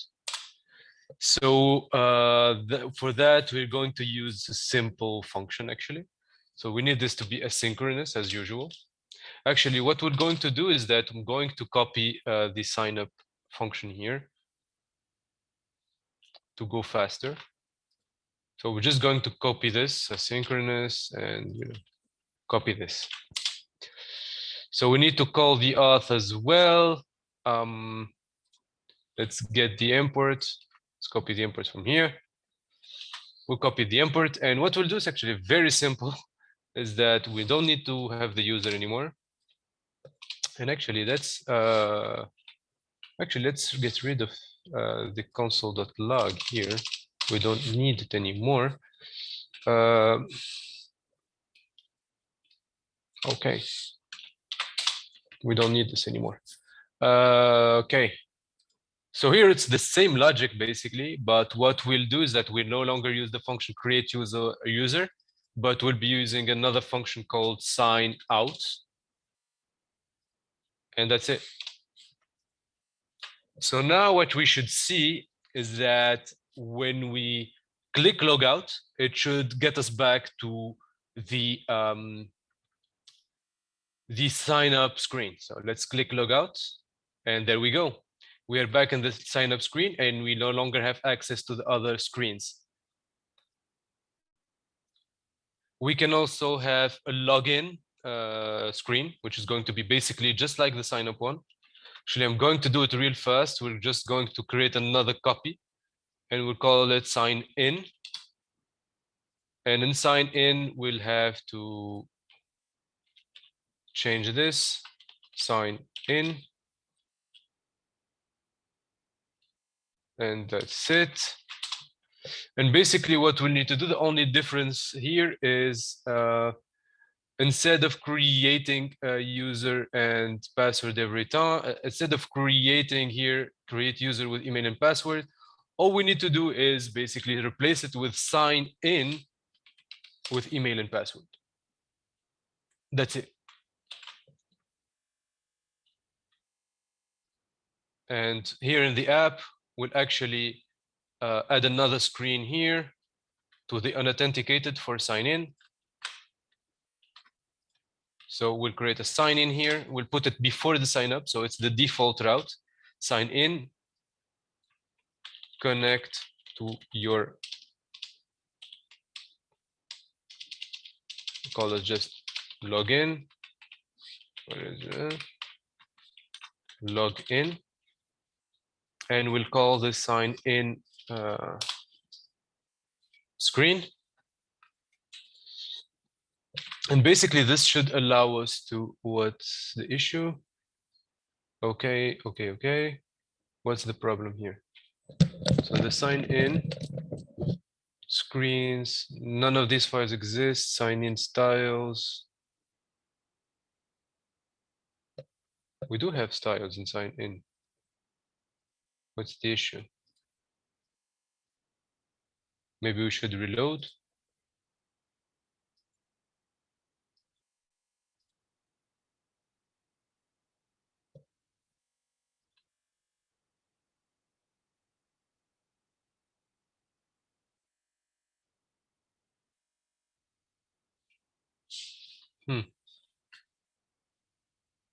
Styles should exist. I mean, let's start our metro again. Maybe it didn't compile.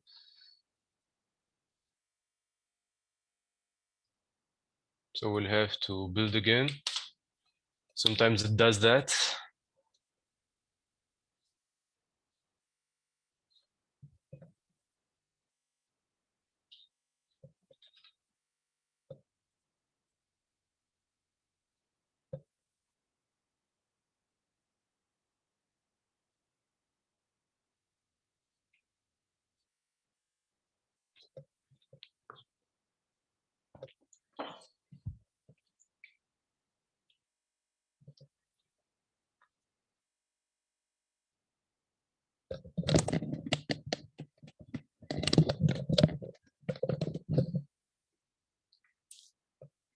Should go fairly quickly. So hopefully we have a bit of time to go through Firestore real quick. We may go a few minutes over time. We may be a bit late, but we need to finish seeing Firestore, as this is our last session with React Native. So we should be done here with the authentication workflow. We can now connect with the same user that we created earlier. So we created test@godigital.com. So if you go and write test@godigital.com, if we put a fake password, we should be getting an error saying wrong password, as you can see here. So I need to put the right password, test 1, 2, 3, 4. Can close this. So it's still the wrong password. I'm sorry, I forgot this. And when I submit, I should be now logging into my application with everything required, with everything that we've done so far. Is that clear for everyone, or do you have any questions before we move into Firestore and the data?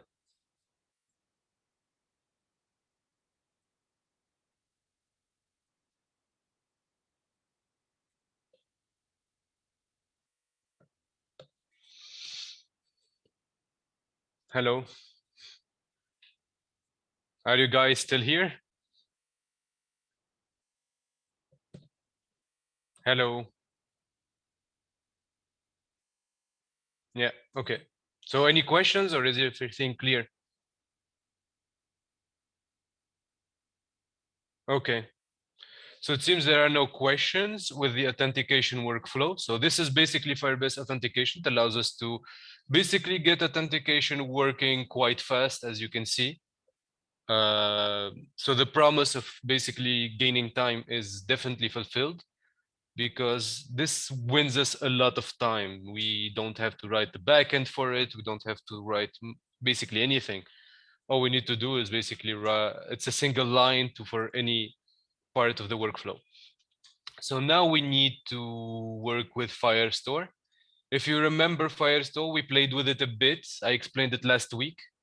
I explained its architecture with collections and documents and collections within documents, I hope you remember. So we have a collection here called games, and we have a game every time. So we have 3 games. So what we're going to try and do is load these games into our app, basically. So we'll start by reading these games. So let's go right ahead and start doing that. So let's go to the home. Let's close everything else. And basically, we no longer want to use the placeholder data.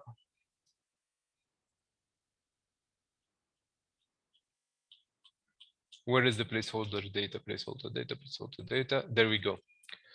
So we no longer want to use this. What we'll do is we'll go here and we'll create data set data, and we'll have react.use state, and we'll initiate it at an empty array, and we'll basically get rid of this. No longer do we need the placeholder data, and now we should be getting something empty because we no longer have data. We want to load that data from Firestore.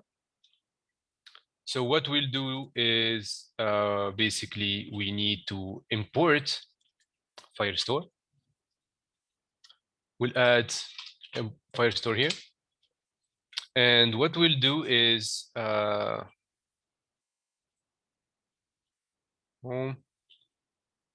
okay.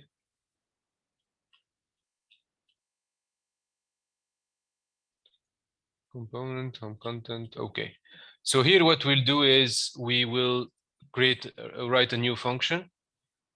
We write a function called const load my load or get games data, which is going to be an asynchronous function, and which will use basically Firestore. So first of all, we need to load the games collection reference, which will be Firestore dot collection, and the name of the collection. The collection's name is games, so we can put games here, and that's our reference. Then what we'll want to do is basically read that data in real time. So what we'll want to do is basically I'm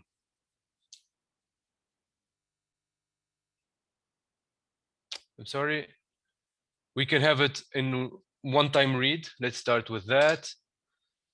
So we can have the games here equals await games collection reference, that reference that we did, dot get.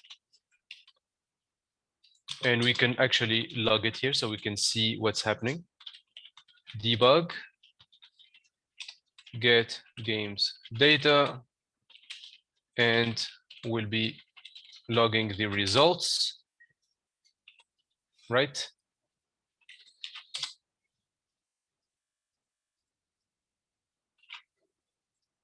We need to delete this, of course.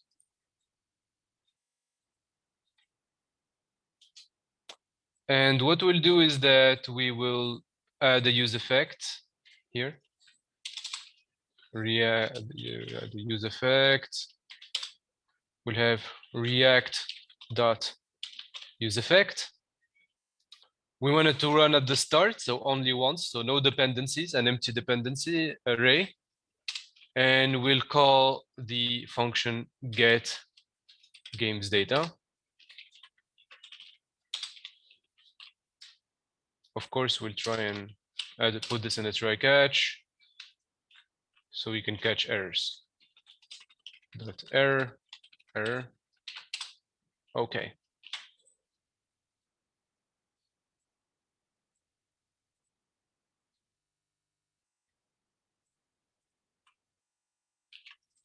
Games.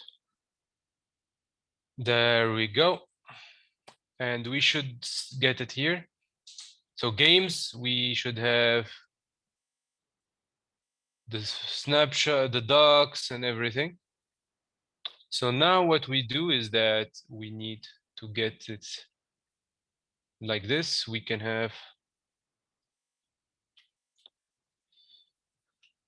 games collection snapshot. And then we'll need to have to map it to our games. As you can see, we don't have the list of games directly. So what we'll need to do, we need to have the games collection snapshot dot docs dot map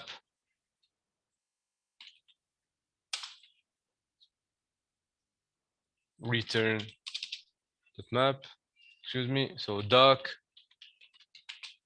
or game doc return game doc dot data. Okay, so let's see now what we get. Now we should be getting the games that we want, so the developers, the year, and everything, right? All right, so we get it in the format that we want, the name, the year, the developers. So now we're getting this data, we want to display it. So instead of console logging it here, what we want to do is that we'll set the data here, set data, and we'll put in the games. Okay. So now if we go to our, you'll see that we have the games from Firestore. So that's a thing, see, that's the first way. So we'll call this get data once. So this gets our data once. But the cool thing with Firestore is that we can get real-time data. And I'll show you what it means right now. So if we go and do it a bit differently, if we go, for example, and have here, we'll return, okay. We'll create another one here, get games,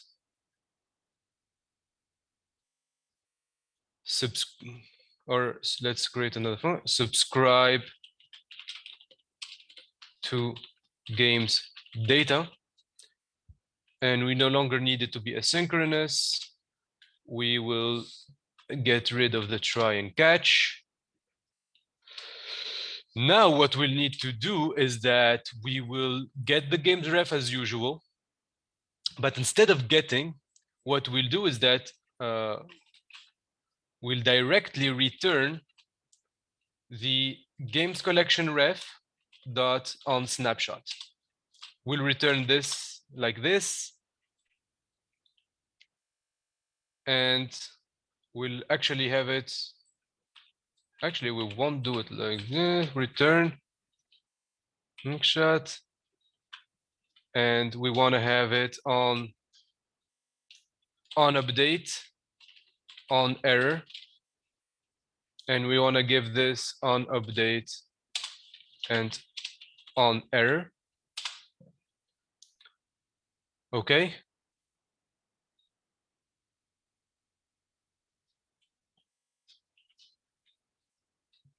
So now we can have here get data once, gets data only once, no real time updates, and we'll comment this. And now we'll have getting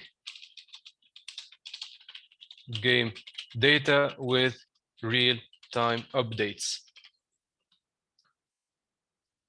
How we do that is that now we will have unsubscribe here, unsubscriber constant, because we need to unsubscribe when we unmount. So when subscriber is going to be subscribe to games data. So on update, we should be getting a new document. So actually we should be getting the collection snapshot, collections games call snapshot, right? Collection snapshot. And we'll do the same as we did here with the games collection snapshot. We will basically map and return game data, and we'll set games.games. So we'll do this every time we get a new data. Okay. And of course, we'll need to give it as well another function which is on error. So we'll give it another function which is going to be error, and we'll just console.error, console.log the error. And we'll need at the end to return the unsubscriber so that our code may be optimized. So we can unsubscribe whenever the component is unmounting, basically. So now if we do this, we should still be getting the data. So let me exit and come back. We should still be getting data. It shouldn't be empty if we did everything fine. As you can see, we still get the data, even though we commented get games data once. But now the cool thing is that if we go to the browser, I will open the browser here. So you may see, and what's really cool, and please pay attention here, is that you can see here the game is Mega Man 3, right? If I go and change it to Mega Man 2, it changes in real time. If I change the year to 1991, it changes in real time as well. If I change Sega to, I don't know, Sega full caps, it will change in real time. And that's the advantage of Firestore. So everything can be done in real time. Whenever we change, whenever we add, whenever we update, everything can happen in real time, basically. So now we can, if we, for example, we add a button. If we add, I don't know, if we add let's add a form. Let's add a form quickly. Okay. Let's add the form. Example here.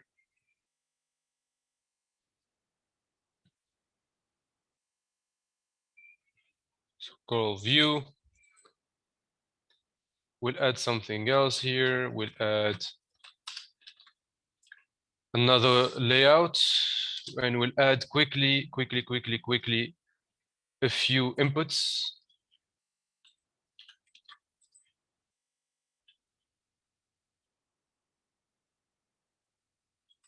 Let's add a few inputs. You can actually just not choose the style. We should add a few states. So let's add new states. We'll add the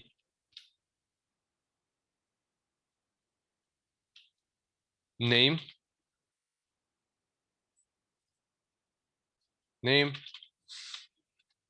We'll have the year, set year,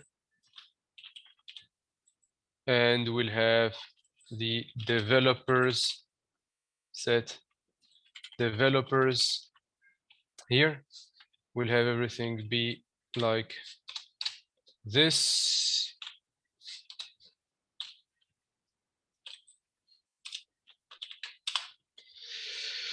And we'll have the inputs here. We'll have, let's get rid of this one. We'll just want this one 3 times.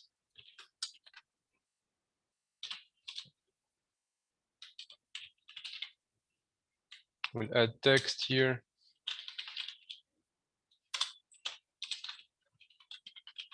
New game. And we can add here folder Mario, for example, year 1999, 87. Value is going to be the name. The value is going to be the year. You will have to have set name, set year, and here we'll have the developers, value being developers, and here we'll have the set developers. We'll have a placeholder saying Nintendo, and we'll also need a button to basically submit.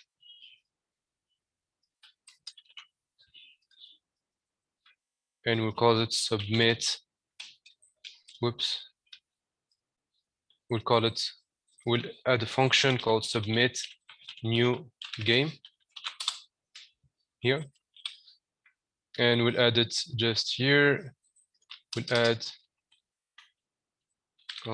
submit new game equals, and here we'll try adding a new game.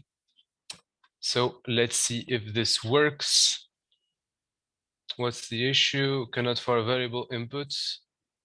Okay, so we need to import the input from UIKitten and we should be fine. Okay, so now we should be having, okay, I want this to be before actually the data cards. So I'm gonna have it before it. So there we go. I want it to be before it and I wanna, so let's exit here. And let's maybe edit the styles a bit, the layout. I want it to be not taking the full height. I want it to have padding of 15, and that's it.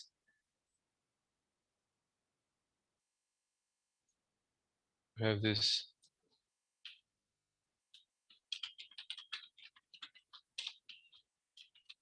new game. So there we go. Okay. Let's actually add input style here and have a margin of margin vertical of 10. And let's add it to our inputs here. Style, styles, input, just so we get a bit of a margin. Okay, so now we need to write the submit new game function, which is going to be coming from Firestore. So we'll be writing data. So let's create a new data and we'll basically have the same thing as we did here. So we'll load the reference of the collection. It's going to be easy actually. So we'll load the collection reference and actually let's copy the whole thing like this. And we'll go here and we'll have it like this, submit new game. And we'll get the collection and we won't need to set the games or anything. All we need to do is basically have the games collection ref dot add, and we want to be adding the name, the developers, and the year we want it to be parse int of the year. Okay, and we want this, we want to await this, of course. So that's basically all we need to do. So what now we should be seeing it. Okay, this should be asynchronous. I'm sorry. So submit new game. Actually, now we should be seeing it in real time. Whenever we add exit camera. So whenever we add a new game, we should be seeing it in real time being added without us needing to handle it because we're listening to real-time updates. So if we write here, when you add, really we add Mario 64, for example, and we put the year 1996, and we actually put Nintendo.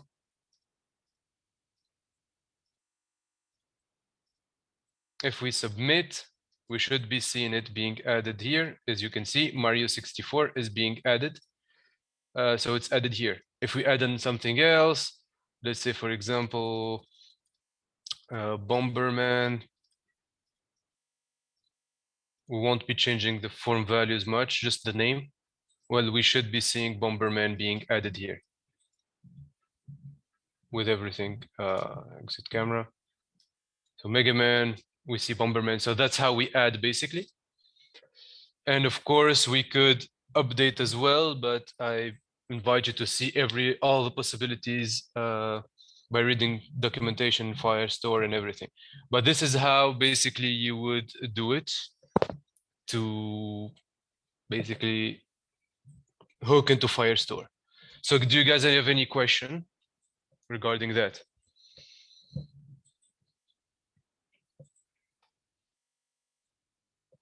Do you have any questions regarding Firestore? It's really important because Firestore is really useful.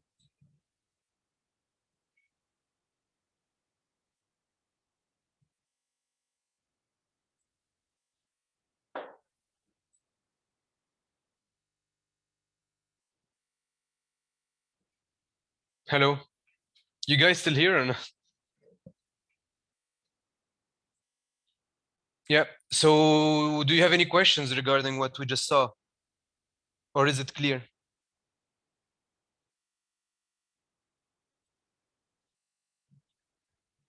Okay, so I invite you to review it actually and contact me if you need coaching. So we will have more coaching in the coming weeks since we want to be having courses next next Saturday and Sunday.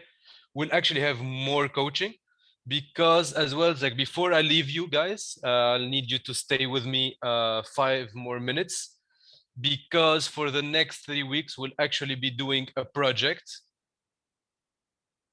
in React Native and Firebase. So I will need you to start working on a project. This won't be a regular assignment, so not an assignment like we used to do. So rather than the usual assignment, we'll be getting a sort of freelance client project simulation. So you won't be getting steps, etc., but rather you'll be getting a subject. So I'll just stay with me 5 more minutes and I will explain what the subject is. So our React Native Firebase project is going to have as an objective a simulation of you getting your first freelance client. So freelance client won't be giving you steps and like we do in assignments usually. So they will give you a subject. So the duration of this project is 3 weeks. So we'll meet again, we'll actually have another session in 3 weeks to basically discuss all of your projects. In the meantime, we'll try to have coachings. I'll try to have coaching with all of you to follow up and answer your questions. And basically, here is the following, here's the subject, basically. So your client is the founder and CEO of a company that we'll call Company X. So this client is coming to see you. And this client, they need a mobile app that their employees can use to write and share notes in real time with each other, basically writing notes, kind of like post-it notes. So they may continue working remotely until the COVID-19 pandemic is done. You know, the numbers in COVID are getting back up. So basically this company wants to keep their employees at home and they want to build this notes sharing app. So they need you to use your mobile development skills to build them a real-time notes app, a sort of Google Keep clone with the following features. So you'll need to be able to create a new account, sign up like we did today. You need to be able to sign in like we did today as well. And you need to access a notes board organized by subject. Basically, you will have your accounting notes, your production notes, administration notes, and marketing. And with a tag saying who is the employee who posted it. So you need to be able to post new notes as an employee. And you need to be able to comment on existing notes. Basically, that's it. So you need to be able to open, read notes, comment them, and create your own note. That's what your client wants and what's what they need. So technologies that you would use to solve this is basically React Native. And all your backend logic can be on Firebase services, basically Firebase Authentication and Firestore, basically what we saw in the last 3 weeks. Is this basically clear? Or would you, is this clear for you guys? Is this enough information to you to get started working on this simulation of a client project? Or do you have any questions or some things that might not be clear?